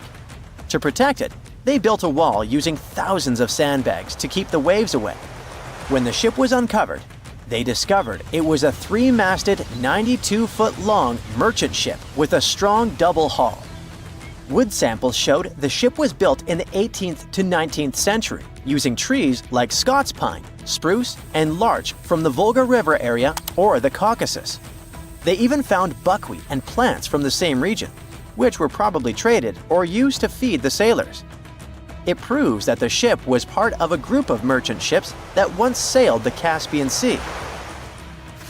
An amateur fisherman who was 20 feet under the sea off the coast of Turkey noticed some huge metal remains. He had an underwater camera, so he made footage of the discovery and took it to scientists. They immediately started an investigation and learned that it must be a shipwreck from the first decades of the 20th century. It could be one of the Ottoman Empire ships that had an important mission to deliver supplies, but disappeared without a trace. Scientists got permission to study this Black Sea wreck in detail to learn more about its mysteries. They're hoping to find its shipyard documents to find some answers, as the ship itself is in terrible condition and is tricky to work with. Robot submersibles that belong to an oil and gas company noticed hundreds of intact ancient storage jars sitting on the seabed in the eastern Mediterranean. Experts think those jars are 3,300 years old. This makes the find the oldest shipwreck from the deep sea. The jugs were probably used to store oil or other agricultural products like fruit. This proves that the people who made them organized maritime trade and had incredible navigational skills. It looks like the ancient mariners managed to traverse the Mediterranean Sea without a line of sight to any coast. All they could see was the horizon, so they must have used the sun and other stars to find their way. Off the coast of Sicily, under 20 feet of sand and rock, archaeologists found a shipwreck so old that they aren't even sure what materials were used to build it. They think the ship is from the 5th or 6th century BCE, which means it's over 2,500 years old. This ancient ship wasn't alone. Researchers also found 2 iron anchors shaped like an upside-down T from around the 7th century of the Common Era, and 4 stone anchors from prehistoric times nearby. One of the stone anchors was broken and may have had wooden pieces attached to help it hold on to the seafloor. They figured out that the ship itself was built using the on-shell technique. The wooden planks of the ship were connected so tightly that they could support the ship on their own, with extra beams added just to make it stronger. Sadly, the ship's wooden hull is very fragile now because tiny sea creatures that eat wood have damaged it over the years. Scientists are being extra careful as they study it to make sure it doesn't fall apart. This discovery is such a big deal because it was built during a time when Sicily was super important for trade. Back then, the Greeks and Punics were trying to take control of the seas long before Rome became the ruler of the Mediterranean. By studying this ship, scientists hope to learn more about how people traveled and traded in those ancient times. One more shipwreck, this time off the coast of Kenya. Could be from Vasco da Gama's final voyage. This Portuguese explorer was the first European to reach India by sea around the Cape of Good Hope. Local fishermen discovered the shipwreck in question in 2013. When an underwater archaeologist came to check it out, he found some treasures at the spot: elephant tusks and valuable copper ingots. If this find really has to do with Vasco da Gama, then it must be from the 16th century. It was the year of his 3rd and final voyage to India. Da Gama led a huge fleet of 20 ships, one of which was the São Jorge. Most of the ship is hidden under layers of coral, and a whole team of scientists are carefully digging trenches to find parts of the ship's wooden frame and hull. A Portuguese archaeologist just discovered a bunch of sunken ships filled with gold, including a Spanish galleon with 22 tons of gold and silver. This much gold today is worth about $2 billion. and this is the money from one ship alone. Archaeologist Alexandre Monteiro made this discovery almost by accident. He was studying some documents when he found some information about a ship that went missing in 1615, and he decided he wanted to find it.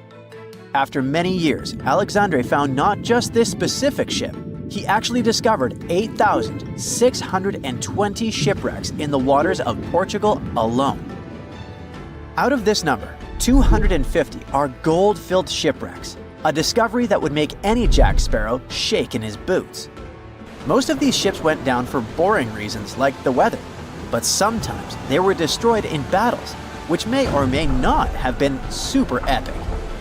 They were carrying gold and other treasures from the New World to Europe, and of course, everyone wanted a share. Alexandre had been studying historical shipwrecks for 30 years now, so he has discovered many ships that went down in somewhat glorious ways. In 1816, for example, a ship of one of the richest men in Portugal sank in Australia with an insane amount of 66,000 silver coins. This was the first ship from Portugal to ever plunge in the waters of Australia. The bad news is that these ancient sunken vessels, filled with riches and epic stories, are not so easy to reach. They're deep down in the ocean and covered by sand. You could still try, but that would be stealing part of a country's history, and you wouldn't want to be that person, would you? Naturally, Portugal was not the only country that explored the seas back then. The coast of Europe is packed with sunken ships filled with gold. In fact, there are about 1 million historical shipwrecks underwater right now, and the treasures abandoned under the sea might be worth around $60 billion.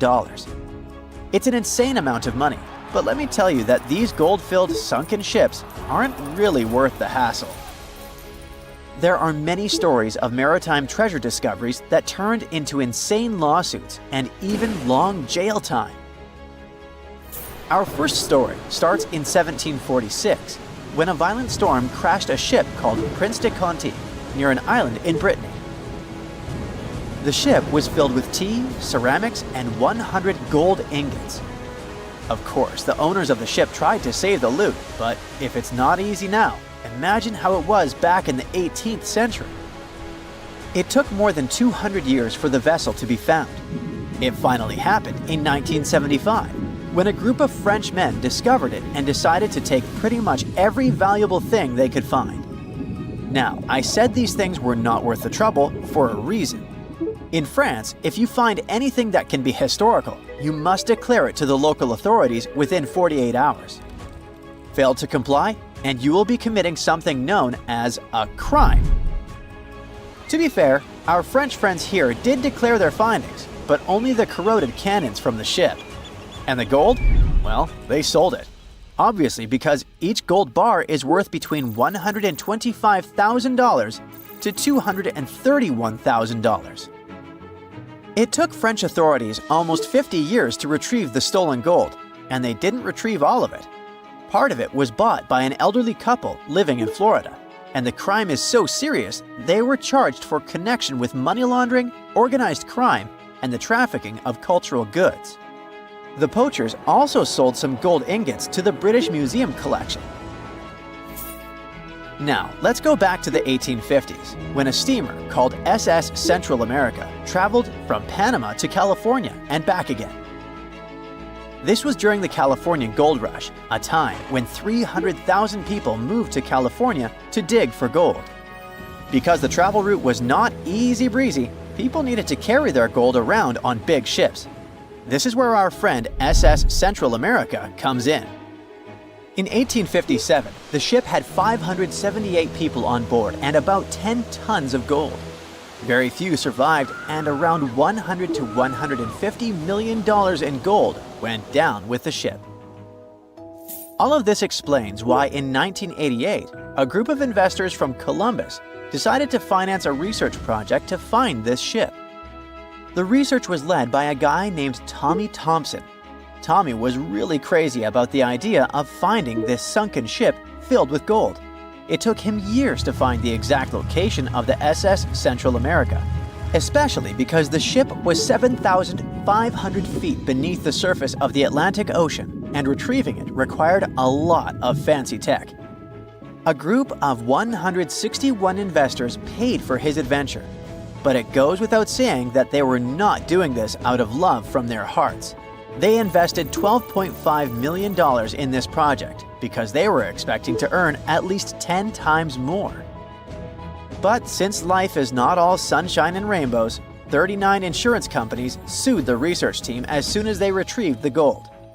Back when the ship was up and running, these companies insured the cargo of the SS Central America, and when the cargo was finally retrieved, more than 100 years later, they wanted to be compensated. They said it was not their job to retrieve it, but that doesn't mean they abandoned it. This crazy talk didn't stick, and 92% of the gold was given to the research team. The plot thickened when the investors were scammed by none other than Tommy Thompson, who fled with $4.16 million. He also had 500 gold coins, but he's not telling a soul where they are. Nonsense like this is the reason why most countries have rules to protect cultural properties. And yes, sometimes shipwrecks can be a cultural property. Obviously, there are many maritime treasure discoveries that happen without breaking any laws. The SS City of Cairo, for example, was a steamship that submerged in 1929 with 2,000 boxes of silver coins weighing 122 tons. A company called Deep Ocean Search retrieved the coins from a depth of 17,000 feet, which is 4,500 feet lower than the Titanic. 34 million pounds went to the UK Treasury, and the Deep Ocean Search also got a share. The good news here is that some of the coins can be bought by collectors, legally. Paying for a treasure is probably the closest you can get to an underwater archaeology find. I know, all I did was destroy your piracy dreams. But while raiding gold-filled shipwrecks may be a crime in most countries, or just financially impossible for us mere mortals, not all hope is lost. There is about $771 trillion worth of gold lying on the ocean floor, and it doesn't have an owner. It's like an underwater gold mine, except the gold is in the water. You know how the water of the ocean is salty? Well, the gold gets mixed with the minerals in the water, so it's not like you stumble upon a gold nugget on the beach. Each liter of ocean water has 13 billionths of a gram of gold, and it's very difficult to extract such tiny particles of gold from the water. But that doesn't mean people haven't tried, and, of course, there's been a scam here too. In the 1890s, a guy claimed he had invented a thing that would suck gold from the seawater. When he got enough money, he fled the country with the cash. If you really want to get some gold, you could try to extract it from the Earth's core, which has 1.6 quadrillion tons of gold. There's 16 times more gold in the Earth's core than what humans have mined in the whole of history. No hoax involved here, because nobody has dared to go down there yet. With archaeologists discovering gold-filled sunken ships out and about, maybe we can make our own maritime treasure discoveries, or at least save enough money to buy some silver coins. Welcome to the Spirit of Discovery cruise ship, which will take you on an unforgettable sea voyage around the Canary Islands. The azure endless ocean, delicious food, the highest service, premium cabins, and a terrible nightmare that you will probably remember for the rest of your life. This is exactly how one luxury trip of the Saga Cruises Company ended last year. Instead of relaxing during the cruise, passengers felt fear and horror, and even had health problems. And that's why. On October 24th, the Spirit of Discovery liner started a 2-week cruise around the Canary Islands. There were about 1,500 people on board. About 1,000 were passengers, and the rest were crew members. The first week went great, but then the liner encountered a serious problem called nature. There were strong winds and big waves. The captain decided to return to the UK ahead of time, but the decision was made too late. The ship was caught in a severe storm in the Bay of Biscay. A powerful wind with a force of 11 points hit the vessel. To make it easier for you to understand, the 11-point wind is able to tear out trees together with roots, destroy residential buildings, and plunge entire cities into chaos. Such a storm is rare, but Spirit of Discovery was unlucky enough to get into its epicenter. 11 points is the penultimate place on the Beaufort scale, which determines the wind rating. The most powerful storm has 12 points, and this is a hurricane. The wind reached a speed of 65 miles per hour, which is about the same as the average speed of a car on a highway. Not only did it push the Spirit of Discovery, but it also raised huge waves 25 feet high. Just imagine a wall of water the height of a 3-story building collapsing on a lone ocean liner. At that moment, the captain sent a message to all the passengers through the cabin speakers so that no one left their place. And his voice sounded worried enough. All the passengers had to lie down and hold on tight. According to the witnesses' words, the ship remained caught in the storm for about 15 hours. They held on with all their might so as not to crash into the walls and floor. All this time, tables were flying around the ship, dishes were breaking, furniture was moving all over the cabins. The waves smashed windows, partitions, and doors. Some people were knocked down because they couldn't hold on for so long. The storm hurled the passengers from ceiling to floor, from wall to wall. The ship's crew turned the dining room into a medical area to provide assistance to those who had been hurt. Despite the difficult and terrible conditions, the ship's team did a great job. They regularly informed passengers about the current situation and tried to calm everyone down. There was no panic and chaos on board. When the storm finally ended, the ship continued its journey and finally reached land, where medics urgently evacuated 8 passengers to the hospital. One of them was never able to survive this storm. It's good the ship didn't meet a rogue wave during the storm. This is a natural phenomenon that can appear during a storm and even in still water. It's a giant wave with a height of 60 feet. Like a 6-story house, it collapses onto a ship with incredible speed and capsizes it. And then the wave suddenly disappears. This is no joke. A similar wave has been recorded in the Gulf Stream off of Charleston, South Carolina. It's scary to get in its way. Now, let's go back to the past to remember one of the most terrible maritime tragedies. No, we're not talking about the Titanic. We'll talk about the Greek liner Laconia, which set sail from the English port of Southampton on December 19, 1963, with more than 600 people on board. However, just 3 days later, a terrible tragedy happened to the ship in the boundless waters of the Atlantic. At 11 p.m., in the barbershop hall, an electrical malfunction occurred. The problem led to a fire, which quickly spread to other rooms. The crew couldn't cope with it, since the fire was spreading too fast. The ship's team turned on the fire alarm, but there was no command to leave the vessel. Only 2 hours later, the captain ordered the passengers to evacuate. All this time, people were either relaxing in their cabins or enjoying a party in the ballroom. The crew was probably trying to put out the fire without causing panic. However, when the situation became critical, the evacuation began. People panicked and ran to the lifeboats, but many didn't manage to get inside. One of them was John Morris.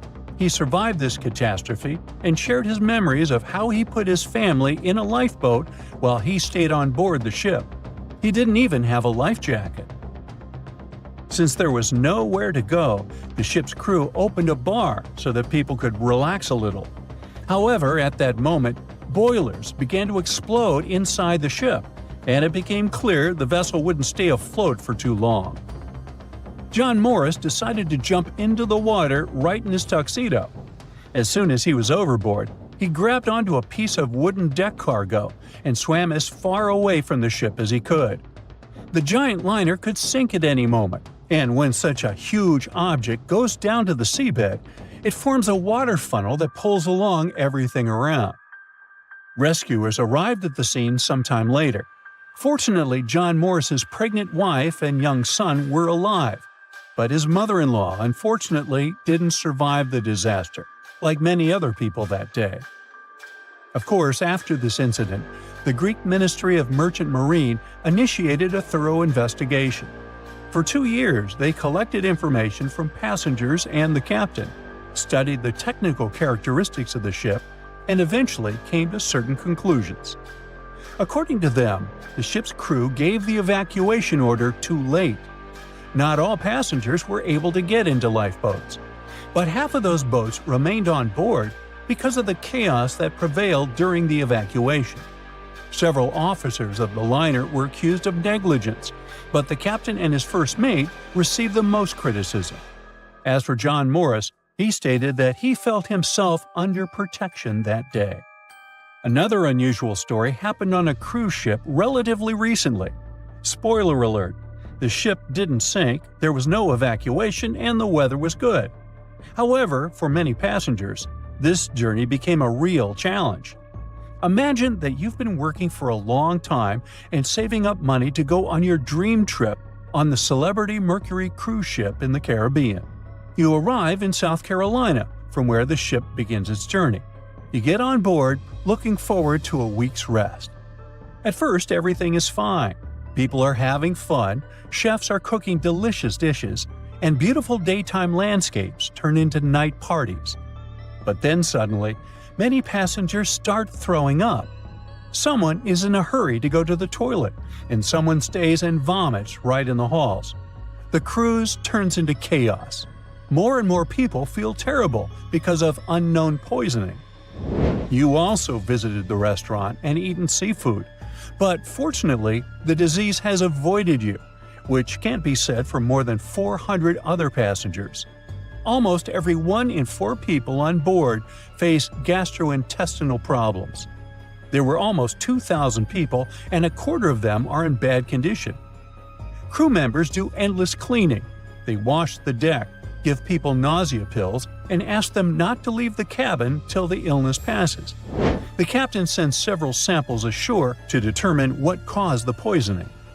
Unfortunately, the cruise is already ruined, and all the passengers have unpleasant memories. So the company organizing the trip issues certificates that can be used on future cruises. It's not the most pleasant experience, but it's still better than nothing. Now, imagine if, instead of just feeling sick, people got infected with some kind of bacterium that would turn them into zombies. It would be much more exciting and scary. Now, do you think you could survive on such a ship full of zombies? And how would you do that? Tell me about it in the comments. The year was 1865. It was a boom of migration worldwide, with novel places discovered and new settlements created. Without planes like we have now, a ship was the only way to escape from the old life and journey towards a new, hopefully brighter future. So, a voyage like that was quite a regular thing to do. More than 500 immigrants safely reached Queensland, and the ship was supposed to head back to London sometime later. It was indeed a long journey, but not many people were willing to return to England. After all, they had chosen to come to Australia to create a brand new life. So it was only natural that the ship would come back nearly empty. However, the return trip was still quite lucrative, thanks to the cargo the ship would carry. The amount of produce ready to be shipped was substantial, primarily consisting of wool soaked in arsenic, tallow, and hides. It was 2 birds with 1 stone. Not only could the crew wait out the winter, warm in Australia, while England endured bitter cold, but they also wouldn't waste their time. With the sheer volume of produce to be loaded, it would take them around 3 months to accomplish this task. Reports were circulating that the Fiery Star was almost done loading up, but it turned out that the assessment was a bit too optimistic. To pass the time, Captain Ewell thought it would be a good idea to reach out to the Acclimatization Society and offer to help transport any animals they wanted to send to England on the Fiery Star. He already had some emus and kangaroos on board, but there was still room. The society held a vote, and they were totally on board, pun intended, with Captain Ewell's idea. They figured sending some taligalas would be a great plan. Even though a few of these birds were already in England, the French Society needed a couple, and they could get them shipped there through England. Little did the crew know that all this cargo, all the produce they were willing to sell in England, would ultimately lead to the ship's destruction. Not only was the Fiery Star lost, but most of the people on board did not survive to complete the voyage. March 23rd. That was the day when the ship manifest was finally published. A manifest is a list that details the cargo, passengers, and crew of a ship, plane, or vehicle, primarily for customs officials. This document helps those involved in the transport verify that everyone and everything that was loaded is still on board when the vehicle reaches its destination. Once it's published, it means the ship is almost ready to depart. There were three possible ways of passenger accommodation. First, there was the saloon, the antiquated name for first class. Next, there was the second cabin, which is, logically, second class. Finally, there was the steerage, the cheapest form of passenger accommodation on a ship. Back in the 19th and early 20th centuries, many people traveled from their homelands, often to North America and Australia, looking for a fresh start. Most of them were poor and had limited funds for travel. In total, there were 8 people in the saloon, another 8 in the second cabin, and only 21 steerage passengers. Out of the 37 passengers, only one, John Ormond, would make it out alive. He bought a ticket for the steerage, so unlike the Titanic situation, in this case, the class didn't really matter. The crew members list wasn't as detailed as the passengers. It was known that, in total, there were around 55 people in the crew, from able-bodied seamen to crew members simply called boys. But there's something telling me that the crew wasn't really that important for the captain. In reality, all that mattered to him was to make as much money as possible, shipping tons of dangerous, flammable cargo. Out of over 50 crew members, only 17 survived that voyage. But there was actually one more crew member who actually survived it all, just because they weren't let in. Sarah Johnson disguised herself as a man and planned to sneak onto the ship. However, something about her looks made the captain get suspicious, so he called the police and made Sarah leave the ship as he didn't want any immoral behavior to take place. Well, he saved her life. For him, it was the last voyage. The captain, W. Hunter Ewell, was quite a celebrity apparently. He already had a record of the safe landing of immigrants in the previous year, so there seemingly was no reason to worry. The trip promised to be safe. Clipper Fiery Star left Moreton Bay bound for London. The passengers took their places. The cargo had already been loaded. The full list is astonishing. In addition to all the wool, tallow, cotton, hides, and horns, there were also 6 cases of arrowroot and various other packages. And we can't forget the animals the captain took aboard too.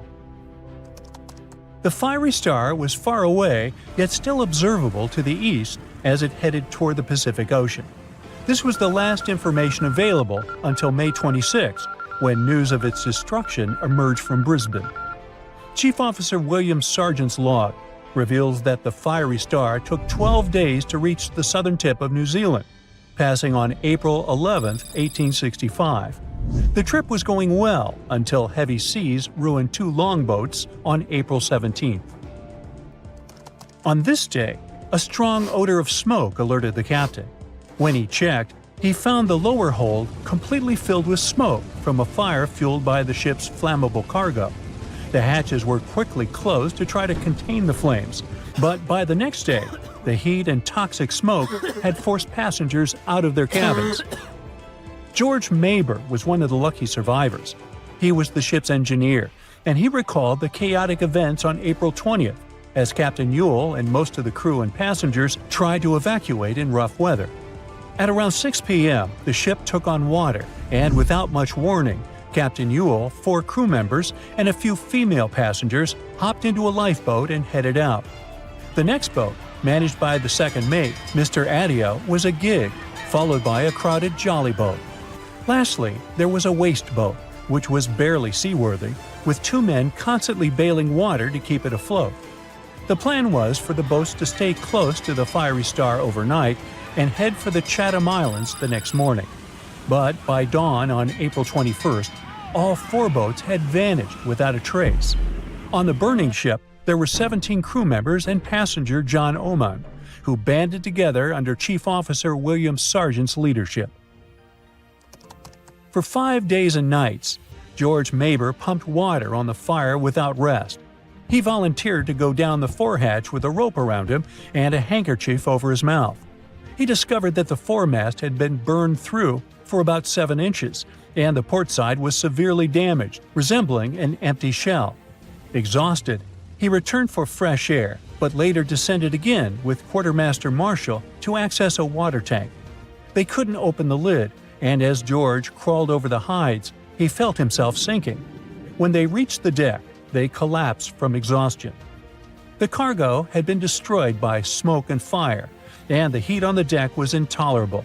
The crew survived on limited rations and caged chickens, using every spare piece of wood, including pigsties for the pumps. Distressed pigs ran wild in the heat. A raft was constructed, but was too weak for the open sea. Sleep was elusive, and the crew had lost everything, with only hopes of reaching land or meeting another ship.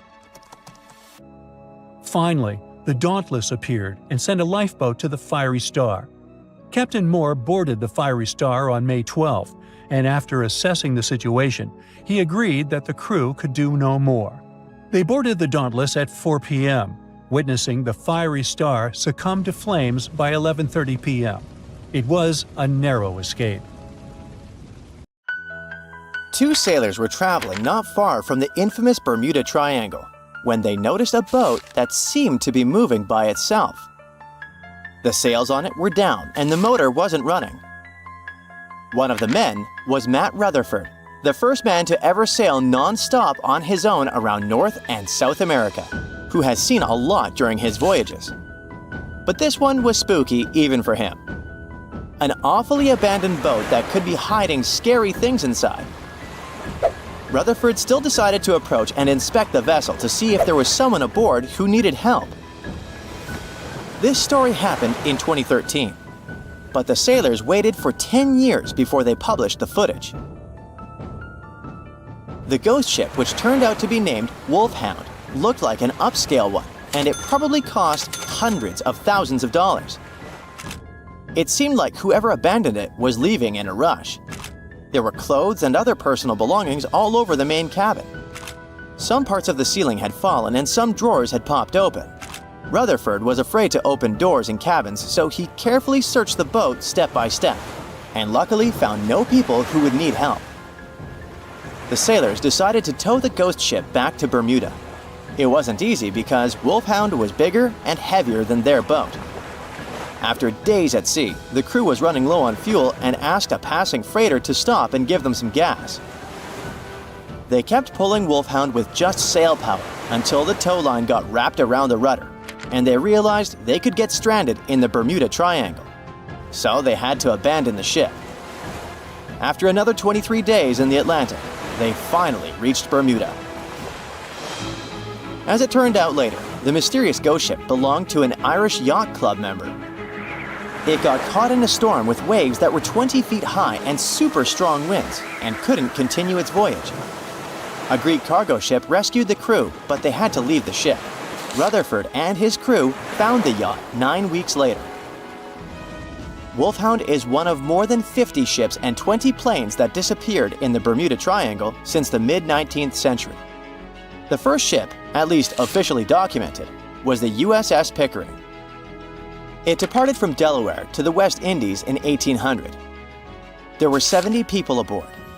No one ever heard anything from them ever since. And perhaps we'll never know what exactly happened to them and where the ship is now. The largest ship that has ever disappeared in this mysterious area is the USS Cyclops. In March 1918, carrying a crew of 306 people, the USS Cyclops left Barbados and headed home to Baltimore. It had tons of dense manganese ore on board, which was used in steelmaking. Something happened during its 9-day voyage when it was passing through the Bermuda Triangle. The last message from Cyclops said, "Weather fair, all well," and then it disappeared forever, without even an SOS signal. Another ship that the Bermuda Triangle supposedly took forever was the Cotopaxi in 1925. It was loaded with coal and had a crew of 32 people on board. Its trip was supposed to go from Charleston, South Carolina to Havana, Cuba, but something went wrong and the ship disappeared. Recently, scientists discovered that the Cotopaxi was lying at the bottom of the ocean about 35 miles from St. Augustine, Florida. Divers who like to go down to the wreck nicknamed this spot the Bear Wreck, but didn't realize they were exploring the remains of the Cotopaxi. One of them, Michael Barnett, was trying to identify the wreck for over 15 years. He carefully measured different parts of the shipwreck that survived underwater with his team. When they compared these measurements with old blueprints of the Cotopaxi, they saw that everything matched up perfectly. The size and position of the boilers were exactly as described in the blueprints. This helped them confirm that they had found the Cotopaxi, and it looks like there was nothing mysterious about its disappearance. It was a combo of bad maintenance, poor care, and rough weather. Many of the hatches used to access the cargo hold where the coal was stored were either broken or missing. This meant that if the ship ran into a storm, water would easily get into the cargo hold, and the ship would get unstable and sink. As the Cotopaxi sailed off the coast of Florida, it met a tropical storm. Just before it disappeared, it sent out a distress call. It was near St. Augustine, so all the puzzle pieces fell into one place. People have come up with all kinds of ideas to explain what might be happening in the Bermuda Triangle. The wildest one is that spaceships from other planets are taking these ships and planes away. Or maybe it has something to do with the lost city of Atlantis, a legendary underwater city. But there are also more rational explanations, such as the fact that this area often has wild and unpredictable weather, with sudden storms and water spouts. For hundreds and hundreds of years, sailors have told stories about giant rogue waves that seem to come out of nowhere in the open ocean. It sounded like a tale in the past, but in the last 20 years, satellites have spotted these freak waves, some of them reaching over 100 feet tall. Storms from the Gulf of Mexico can hit the Bermuda Triangle area and create such rough and unpredictable waves. Scientists built a model of the USS Cyclops and put it in a wave simulator. They say that even a rogue wave 50 feet tall would be enough to flip over that ship. It had a flat bottom and was less stable and more likely to tip. There are also lots of hills and deep valleys on the ocean floor, which can be dangerous if a ship isn't navigating carefully. Sometimes things can go wrong with engines, communication systems, or other equipment. If a plane or ship has a mechanical problem far from land, it can be really hard to get help quickly, especially if rescue teams are far away. The Bermuda Triangle also has magnetic anomalies, so in some parts of it, the compass might point in the wrong direction. And then there are human mistakes, like misjudging distances, making wrong turns, or not listening carefully to directions. This is what happened to Flight 19, a group of planes that went missing. The leader of the flight, Lieutenant Charles Taylor, decided to fly into bad weather without all the equipment they needed. He was also tired, so it was really hard for him to make good decisions. Disappearances in the Bermuda Triangle don't really happen more often than in other parts of the Atlantic Ocean, where a lot of ships and planes travel. They just attract more attention and talks. You still won't find the Bermuda Triangle on any map, and it doesn't have official borders. So we might never be able to solve its mystery because we can't be sure it even exists. But maybe we need to be worried about another Bermuda Triangle, the one up in space. This space triangle doesn't make things completely disappear, but it messes with the equipment on the spacecraft, causing glitches and makes things stop working for a while. The Bermuda Triangle of Space, which is more officially known as the South Atlantic Anomaly, is a unique area above the Earth that stretches over parts of South America and Africa, from Chile all the way to Zimbabwe. It sits right where a part of Earth's magnetic shield is weaker than usual. When a satellite passes through this area, thousands of high-energy particles, especially protons, hit every square inch of it every second. To keep satellites safe from this radiation, space agencies often put them in sleep mode when they pass through the SAA. The Hubble Space Telescope passes through the SAA about 10 times a day and spends about 15% of its time in sleep mode because of this anomaly. Even astronauts on the International Space Station, ISS, which also travels near this zone, have to be careful about radiation. Parts of the ISS, like the kitchen and sleeping areas, have extra shielding to protect them. Ah, cruise ships. Amazing views, exotic destinations. What more could you ask for? While cruising on a megaship is usually super safe, it's good to know some of the secret codes they use on board. One of the scariest things you might hear is Code Red. That means there's a virus running rampant on the ship, and they need to do a serious deep clean. Sick passengers are stuck in their cabins until further notice. But the only announcement that might give you chills is Operation Rising Star, which means a passenger has passed away. On a lighter note, Operation Bright Star, not to be confused with Brightside, refers to a less critical medical emergency. If you hear PVI, that stands for a public vomiting incident. Yep, you heard that right. Some cruise lines have their own versions of this and just yell Purell, Purell, Purell to get the crew moving.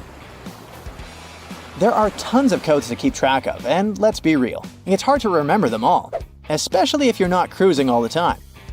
So, here's a quick tip. If there's a fire or other emergency, you'll hear a general alarm bell. That means 7 or more short blasts of the ship's whistle, followed by 1 long blast. That's your cue to head to the muster station. Cruise ships are packed with unexpected features that many folks, especially first-timers, might not realize. Some of these floating hotels are massive, almost like small cities. While it's pretty easy to get the hang of all the fun stuff, think water parks, tattoo shops, and tons of dining options, there's also a whole hidden world below the decks that remains a bit of a mystery. So in most cases, there's a morgue, which makes sense as you never know when you hear Operation Rising Star. With millions of passengers cruising every year, it's sadly not uncommon for people to pass away on board. Because of this, many ships are equipped with a morgue and extra body bags just in case. Usually found on the lowest deck, the morgue is a small, stainless steel room that can hold anywhere from 2 to 10 bodies, depending on the ship's size. If someone dies, the ship's staff will alert the authorities back on land. A medical team will check things out and then move the body to the morgue until arrangements can be made. Typically, the body is taken off at the next port, but sometimes it stays on board until the cruise wraps up. Okay, and what if there's a real criminal aboard?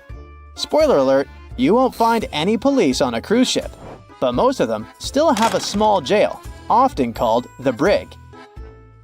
If passengers get a bit too rowdy and breach the cruise line's rules, the security team might just lock them up for a while. Yeah, it's not an official jail, it's more like a detention center. Cruise ships are fantastic for socializing, but sometimes you just want a quiet spot to relax and recharge. Luckily, there are plenty of secret hideaways on even the biggest ships where you can find your peace and soak in the views. To start, aim for the forward or aft ends of the ship. These areas are usually less crowded. You'll find cozy deck chairs, hot tubs, and maybe even the space to yourself.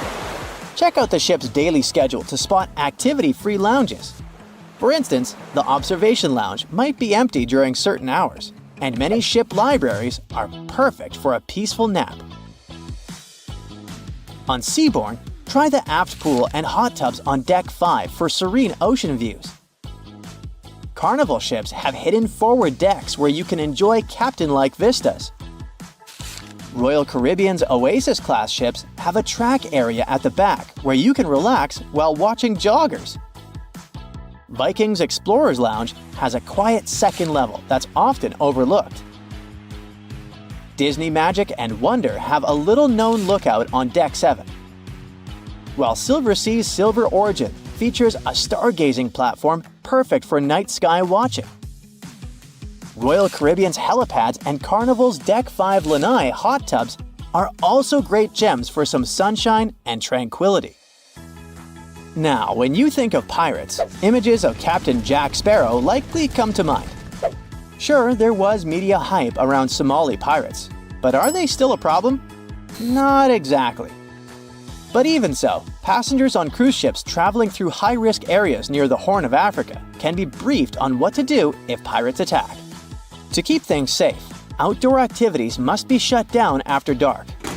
Cabin lights are better to be dimmed, and passengers are normally told to stay inside their rooms if warned of a potential attack. Despite this, the risk to cruise ships remains low. There's never been a successful attack on one. Anyway, experts admit that it's quite challenging to identify threats in these vast waters. While small pirate boats might be faster, larger cruise ships can usually outrun them and have structural features that resist boarding attempts. Measures like razor wire and fire hoses are among the defenses cruise lines employ to keep passengers safe. Though cruise lines stay tight-lipped about their specific strategies, ensuring passenger safety remains their top priority. Also, when you board your cruise ship, there are some key terms you should know about the layout. The front is called the forward, and the back is the aft. You'll find staterooms on both sides and in between, each with its own perks. Forward staterooms offer fantastic views, letting you enjoy the scenery just like the captain at the bridge as you sail into port. These rooms often have a bit more space thanks to the ship's angled shape. However, keep in mind that they experience more motion from winds and waves, which some cruisers love. While forward verandas are rare and can be windswept, the ocean view staterooms here often feature bigger windows for amazing vistas. On the flip side, aft staterooms provide stunning views of the ship's wake and great sights as you leave port. These rooms also typically have larger verandas, sometimes L-shaped, perfect for relaxing. Many dining options are also found towards the aft, making mealtime convenient. Just know that these rooms can be a bit further from elevators, requiring some extra walking. Don't forget to check the ship's deck plan before booking. If noise is a concern, avoid staterooms near busy areas. And finally, higher decks are usually pricier but offer better views and access to pool decks.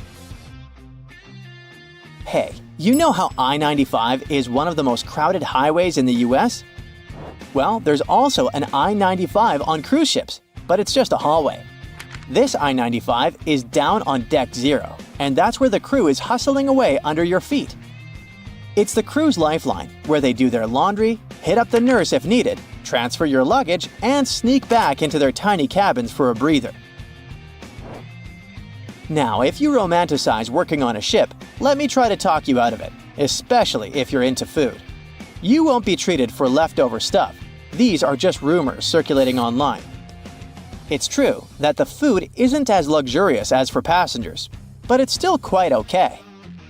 And if someone from the crew wants to treat themselves to something special, they can make a trip to a grocery store at a port to stock up on their favorite snacks to enjoy in their cabins. Yep, the crew members literally live on a ship. Their rooms are tiny and don't even have windows.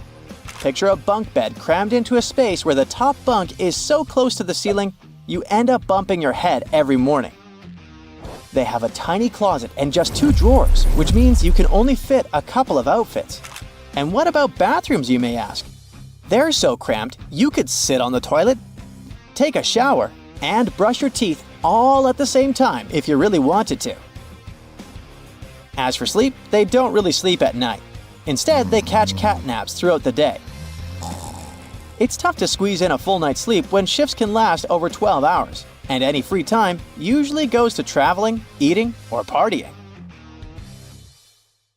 There's a stretch of water that even the most experienced explorers fear. No matter what season you choose to cross it in, you risk meeting face-to-face with waves that can reach as tall as the Hollywood sign. I'm talking about the Drake Passage, the waterway connecting the Pacific Ocean to the Atlantic Ocean, stretching from Cape Horn at South America's southernmost tip to Antarctica's South Shetland Islands. It's about as wide as the distance from London to Berlin and takes up to 48 hours to cross.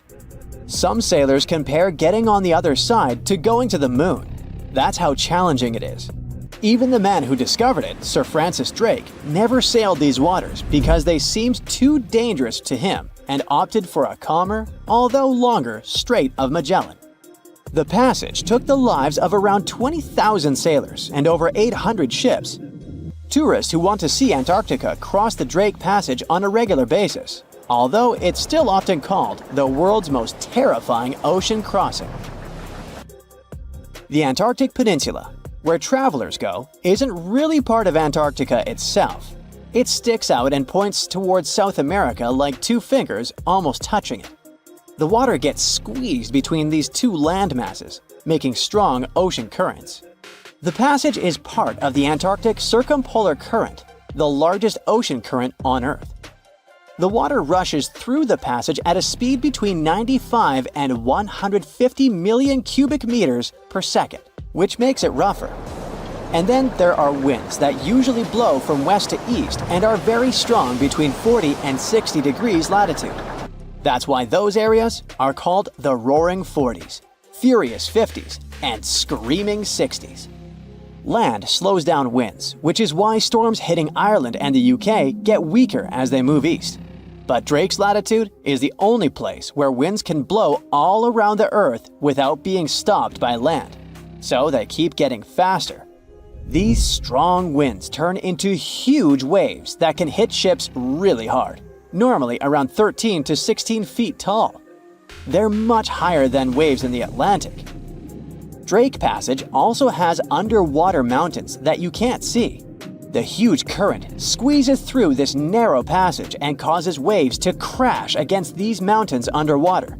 These internal waves create whirls that bring cold water up from the deep ocean. So it's not just rough on the surface, the water is wild all the way down. The first sailor managed to sail around Cape Horn and through the Drake Passage in 1616. It was a Dutch navigator, Willem Schouten, in 1616. But the most famous attempt to cross it was undertaken by Sir Ernest Henry Shackleton on his ship named Endurance. He and 27 of his men set off from South Georgia, aiming to reach Vassal Bay in Antarctica. But things didn't go as planned. On January 19, 1915, their ship got stuck in the ice. And by October, it began to sink. They camped on floating ice for 2 months before sailing lifeboats to a remote, icy place called Elephant Island.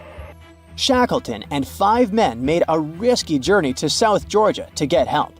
It took them 15 days to cross Drake Passage with hurricane winds. Finally, they arrived safely and organized a rescue for the rest of their crew. Scientists found the shipwreck of Endurance only in 2022, 10,000 feet below the water. In December of 2019, 6 fearless athletes decided to cross the Drake Passage by rowing a boat for the first time in history. It took them 12 days of non-stop rowing with a 90-minute rotation of rowers. They managed to do it, and it was probably the hardest possible way to cross the passage. The athletes mentioned it was cold, wet, and dirty, and the waves hit them like walls. The weather in the Drake Passage changes a lot, but ship captains can always see it coming and change their path. They will move the departure time to have a safety margin and not to get stuck in the middle of the passage in the worst possible conditions. Sometimes, the journey will be smooth and calm, and they call it Drake Lake. Other times, people on the ship will feel rough waves, which is called Drake Shake. Some experienced captains who often cross the passage say that the Drake Lake effect happens once in every 10 crossings, and they see the Drake Shake once or twice in every 10 journeys. A schooner or a kayak will probably not survive the journey among giant waves, but modest vessels and cruise ships have sturdy hulls and advanced stabilizing mechanisms. So, the journey isn't that dangerous anymore, but still, it's quite an adventure, especially if you're seasick. If you don't feel like risking it but want to travel from the Pacific Ocean to the Atlantic Ocean by water the fast way, the Panama Canal is waiting for you. People first started thinking about making a water path across Panama in the 16th century. Back then, a Spanish explorer found out that only a thin piece of land separated the two oceans.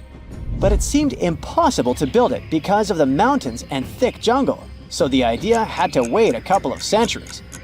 Finally, in 1880, France, led by the man who built the Suez Canal in Egypt, tried to make the canal.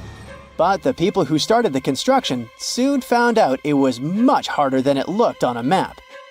The land in Panama was one of the toughest and most dangerous places to dig a big waterway. Workers had to literally move huge mountains in a jungle full of snakes, where it was really hot and rainy. During the wet season, heavy rain turned rivers into wild rapids and soaked the workers. Sometimes, they didn't see the sun for 2 weeks, and their clothes stayed wet all the time. Big rocks were falling, and tiny mosquitoes that carried malaria made people very sick. And then, an earthquake happened on top of everything. They were losing thousands of people. That's why France decided to abandon the project after 7 years. Then, the United States bought the French assets in the canal zone and finished it by 1914. It cost the US around $375 million. The 50-mile-long passage of water saves ships traveling between New York and San Francisco 7,872 miles. Around 14,000 ships use it every year and pay around $1.8 million in tolls. So it looks like it all paid off. Another challenging waterway in this part of the world is the Amazon River. It's around 4,300 miles long and flows through 3 countries with over 30 million people living in its basin. But there isn't a single bridge across it. The river has many marshes and soft soils, so engineers would need to build very long bridges and very deep foundations, which costs a lot of money. Building bridges over deep water is tough, but in other places in the world, engineers can use things like floating platforms to help. The river's path and water levels change a lot during the year. During the dry season from June to November, the river is usually 2 to 6 miles wide. But in the wet season from December to April, the river can become as wide as 30 miles. And the water level can rise by 50 feet. That's why they can't build floating bridges or pontoons. The riverbanks are made of soft dirt that moves and erodes with the seasons, and it makes things even harder. It would have to be an absolutely unique project to overcome all these challenges. Luckily, there's no pressing need for a bridge across the Amazon right now. The river mostly goes through areas that are sparsely populated, so there aren't so many major roads to be connected by bridges. A ship is traveling across the Atlantic Ocean when a storm starts. At first, the situation doesn't seem to be very bad, but soon, people on board the ship realize that the storm is intensifying. Waves are huge, and nothing can save the ship. It's starting to sink. On board, there's only one lifeboat. Sadly, it can only hold one person. The captain is in a terrible situation. He needs to decide which passenger can be given a chance to survive. Besides the captain, there are 8 people on board. Some of them seem to be lovely. Others look like villains. But you might not know the truth until it's too late. The first passenger is Alex, a 28-year-old talented artist. He's just had his first international exhibition and is boasting about that left and right. He claims to dream of inspiring the world with his art, but did I mention it's his shy twin brother who painted those masterpieces? And Alex just steals his shine? Next is 23-year-old Maria, who's 8 months pregnant. She's quite spoiled, often behaves unreasonably, and treats the staff on board badly. She's traveling home to her husband, but little does he know that the kid is not his, but his best friend's. And she's been cheating on him since forever. Though we can't let this innocent soul perish, can we? Despite his untidy appearance, this 65-year-old scientist, Professor Marcus, is a leading researcher in the field of gene therapy. He's working on a breakthrough that could save millions of lives, but there are skeletons in his closet too. It's been 15 years since anyone saw his wife, Judith. Does Marcus's scientific progress have something to do with the mysterious disappearance of his wife? Dr. Anna is 34 years old. She's a surgeon who's saved hundreds of lives during natural disasters. She succeeded as a doctor, but failed as a parent. Her 3 daughters live with their dad and don't want to hear anything about their mother. 78-year-old Teresa is a widow whose family gave up on her because of her bad temper. She's traveling for the last time in her life to visit her late husband's grave. A little boy, Mark, is just 7 years old, but his unruly character has caused a lot of arguments between the other passengers. He's traveling alone since his parents are supposed to meet him on the shore. This brat's parents are too busy working, so he gets more and more uncontrollable. Who knows what he'll be capable of doing in 10 years or so? A robot android, Alpha 3, is also on board the ship. It has an artificial intelligence created to assist in expeditions. It can also control the ship in emergency cases. And the last passenger is Emily. This beautiful and charming woman is 30 years old. She lives off of powerful, old, rich men and has enough money to burn. She hasn't worked a single day in her entire life and just travels the world. To make his choice, the captain invites each of the passengers to listen to their stories. He asks each of them just one question. Why would you be the one to survive? Alex says, "You see, my art can inspire and change the world. Looking at my works, they help people see the beauty of life, especially during difficult times. I must continue living. I have so much to show through my paintings." Maria answers, "Can't you see that a new life is growing inside my body? It's me and my unborn kid who must survive. We risk losing a talented doctor or an artist in the future. It's not just my life we're talking about." Professor Marcus says, "My work is not finished yet. It might save thousands of lives. I'm close to a breakthrough and I need to live to make it." Dr. Anna says, "My hands save lives. I have proven many times that I can do the impossible in extreme conditions. The world can't lose my skills and knowledge." The elderly woman begs, "Please, you must understand me. I might have lived a long life, but I want to see my husband's grave." Mark says, "I'm still a kid. My parents are waiting for me at home. I want to hug my mom and dad." Alpha 3 states that it was created to serve and help people. Its ability to analyze situations and make rational decisions in a crisis can be used to prevent future disasters. Emily admits, "Look at me. Doesn't every person have their unique value? I'm young and beautiful, and I have a lot of potential. Surely you see it." The captain is desperate. How can he, a mere mortal, decide who should live and who he should take this chance away from? After pacing his cabin and hitting the walls with his fists, he decides to estimate passengers' value and see how useful they are.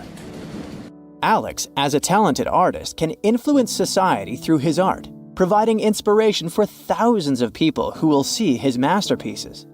But no one knows where his ego can bring him. Plus, remember who the real artist is. Saving Maria means saving her unborn child. But however cynical it may sound, the contribution of these 2 lives to the future of society is assumed, but not guaranteed.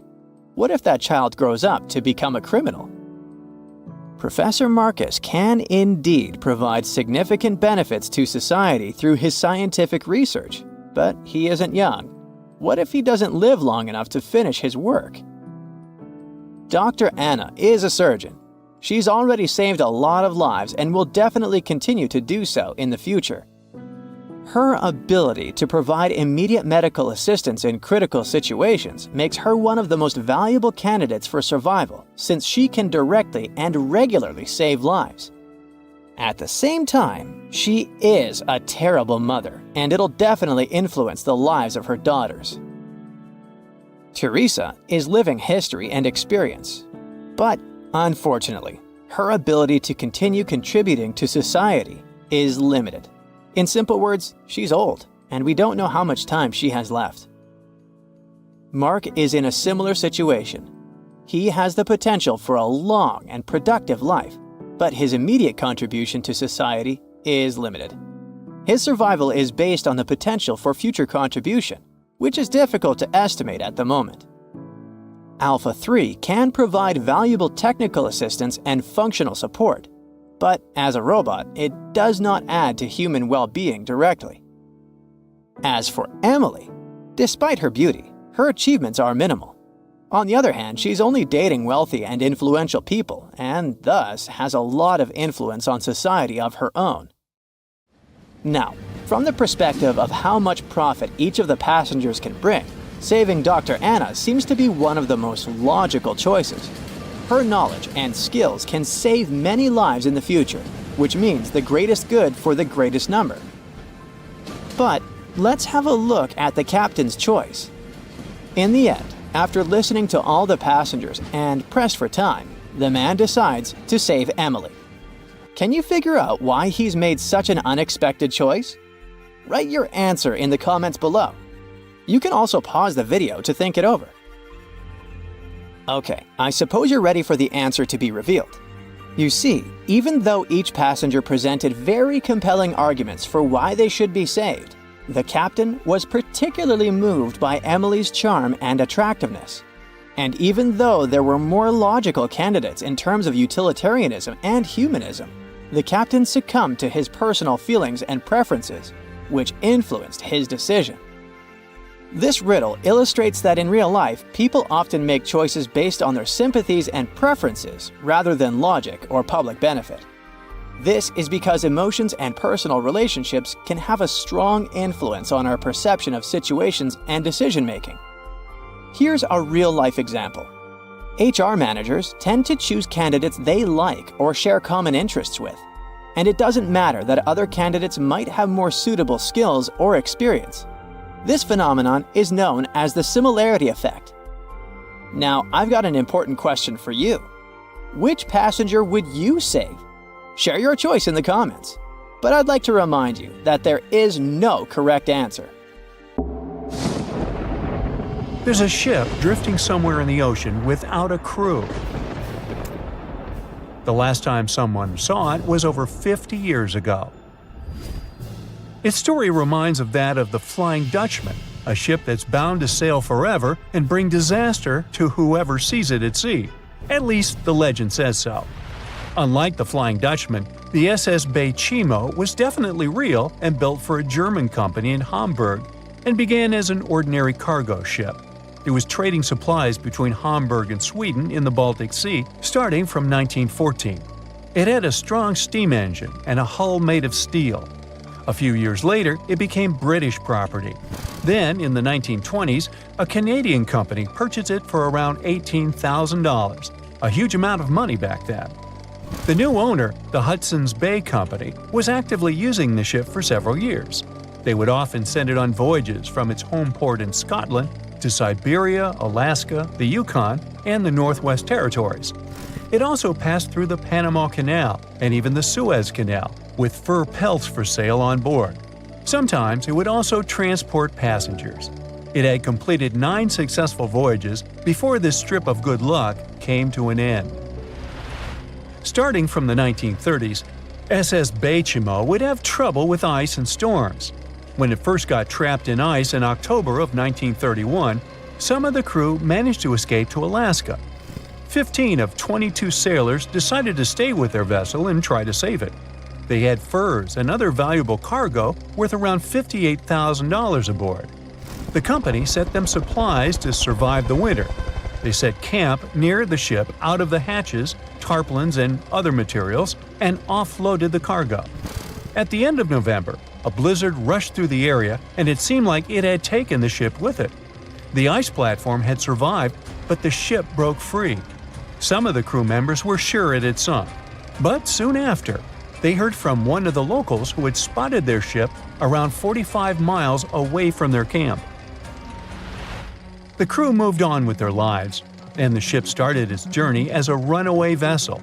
People would spot SS Bay Chimo once a year or so, all the way until 1965. It was mostly spotted off the coast of Alaska. A man going to Nome with his sled dog, along with prospectors, explorers, and treasure hunters, all claimed to have seen SS Bay Chimo. Someone tried to board it and take it to port, but ended up stranded on it for days because of horrible weather. Others got luckier and managed to take a whaleboat, some furniture, and other valuables from the vessel. Those who got close to the ship saw that it was damaged and missing the propeller. Still, it stayed afloat without a crew for at least 38 years and became the longest sailing ghost ship in history. In 2006, the Alaskan authorities started a project to solve the mystery of this ghost ship of the Arctic and finally find SS Beichimo, either still above or below the water. So far, the project has not been a success. SS Beichimo remains one of the estimated 4,000 ships that have disappeared off Alaskan shores. If the legend of the 17th century isn't lying, this ghost ship could be sailing somewhere along the Flying Dutchman. It belonged to the Dutch East India Company. Its captain managed to do the impossible for that time and sailed from Holland to Indonesia in only 3 months. They said he was flying over the sea, and some evil tongues explained that he had made a deal with evil forces to achieve that.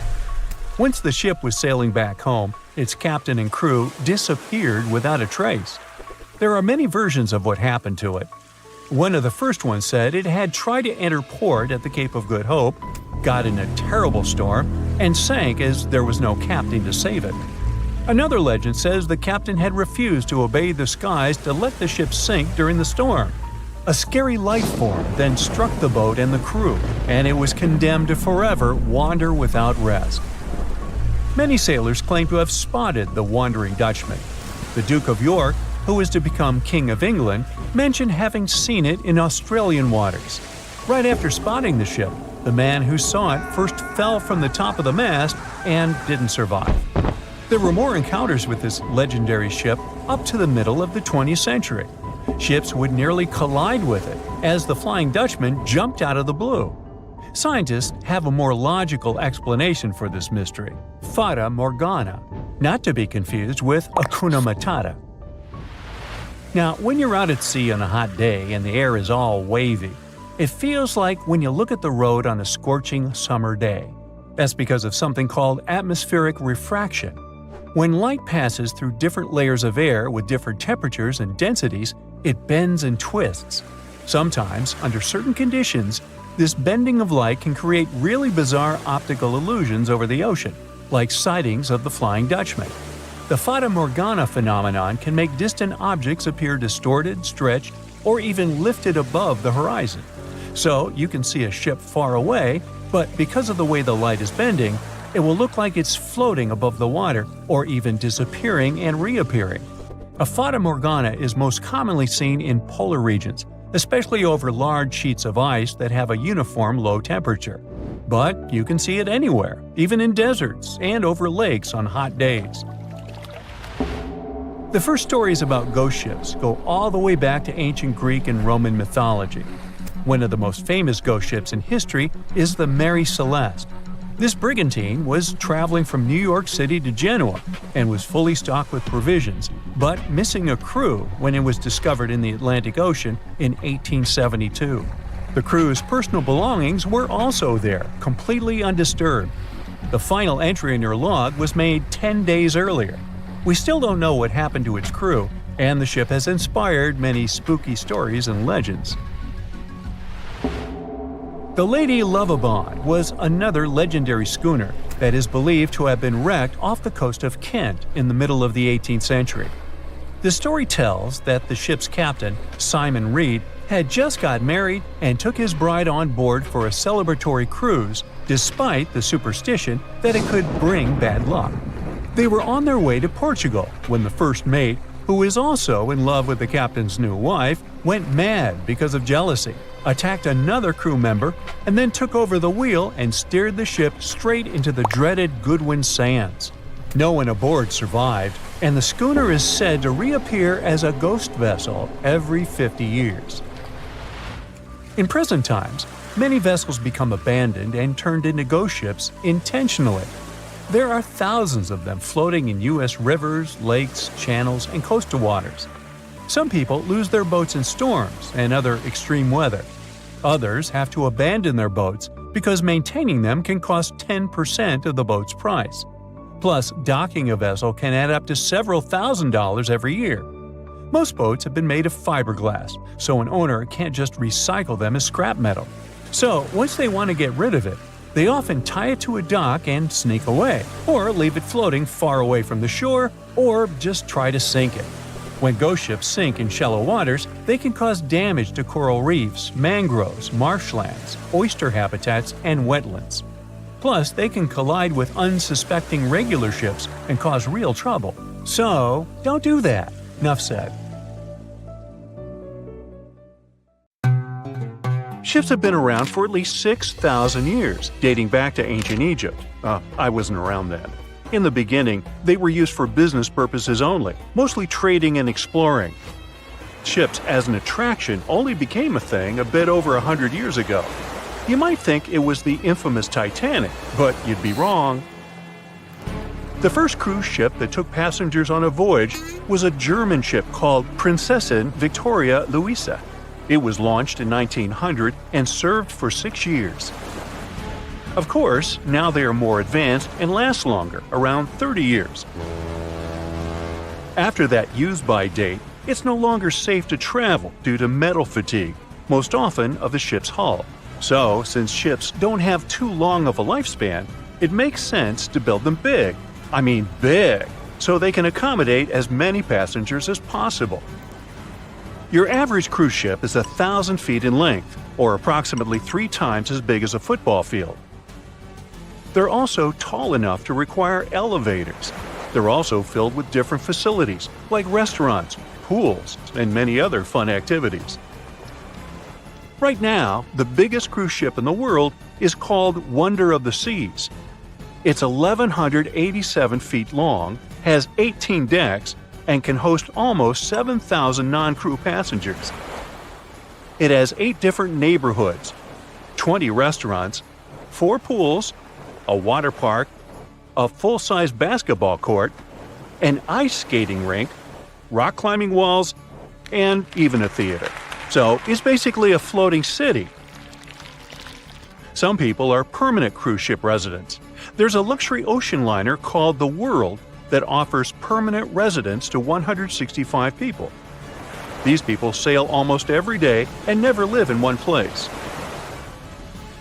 So yes, cruise ships are enormous, and if you build them at once, they won't fit anywhere. So the ship is constructed part by part, prefab, often by different companies. Cruise cabins are built separately, and then they're added to the ship at the shipyard. Such huge ships sure have big anchors. An average anchor weighs like 4 grown elephants. The crew members try to avoid dropping the anchor when possible because such a massive thing can severely harm the ecosystems at the bottom of the sea. With around 2,000 cabins on average, it's impossible to ensure that every cabin has a window for the voyagers to observe the sea. So cruise ships found a solution. Interior cabins that don't have windows have virtual balconies that transmit real-life images from the outside of the ship, depending on where your cabin is located. Even if you get a cabin with a virtual balcony, you still have better accommodations than the crew members. They reside in a so-called B deck, which is located in the lower part of the ship below the waterline. There are dorm-style rooms with a bunch of bunk beds and lockers. Also, crew members have a secret language, code words that they use to exchange information without the passengers knowing. For example, the word Alpha or Star code signals a medical emergency. And Bravo, Bravo, Bravo means a fire on the ship. By the way, there's a bunch of stuff you aren't allowed to take on board because of potential threats. Those include candles, clothes irons, travel steamers, and hot plates. Basically, it's anything that produces flame or heat, with the only exception of curling irons and hair straighteners. Yeah, I never leave home without mine. Since people live on board for weeks, and often the ships spend days in the open sea, you can imagine that a lot of waste is produced every day from the thousands of passengers and crew the ship is hosting. So, where does it all go? Well, dumping trash in the sea or ocean is illegal. So, the ship engineers devised a system.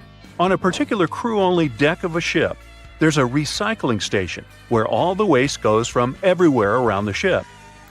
Everything that can be recycled, paper, aluminum cans, all types of glass, and plastic bottles are collected, separated, crushed, and stored until the ship docks at a port and can send the stack to a recycling station. As for the food waste, all kitchens on board have a suction drain, which takes the food to one big pipe, which takes all of it to a hydroprocessor. The processor crushes the food into small pieces and then burns it. Now, the cruising capital of the world is Miami, Florida. Having 5 ports, Florida is the place where most cruise ships depart. Voyages are fun, but if you need to get somewhere fast, cruise ships shouldn't be your first choice, because they're slow. On average, they travel at the speed of 20 knots, which is just 23 miles per hour. Ships travel much slower than cars and planes because they move huge amounts of water. For instance, when you run on the ground, you're fast. No, really, I've seen you. Now step in a swimming pool and try to run there. It'll be way harder for you to do, and you'll be way slower, barely moving through. Now keep in mind that you're much smaller than a ship. As we've seen, ships are big boys. When you put something in the water, it displaces the amount of water that is equivalent to its weight. So, a ship displaces thousands of tons of water and then pushes through it, creating such a drag. That's why they're slow.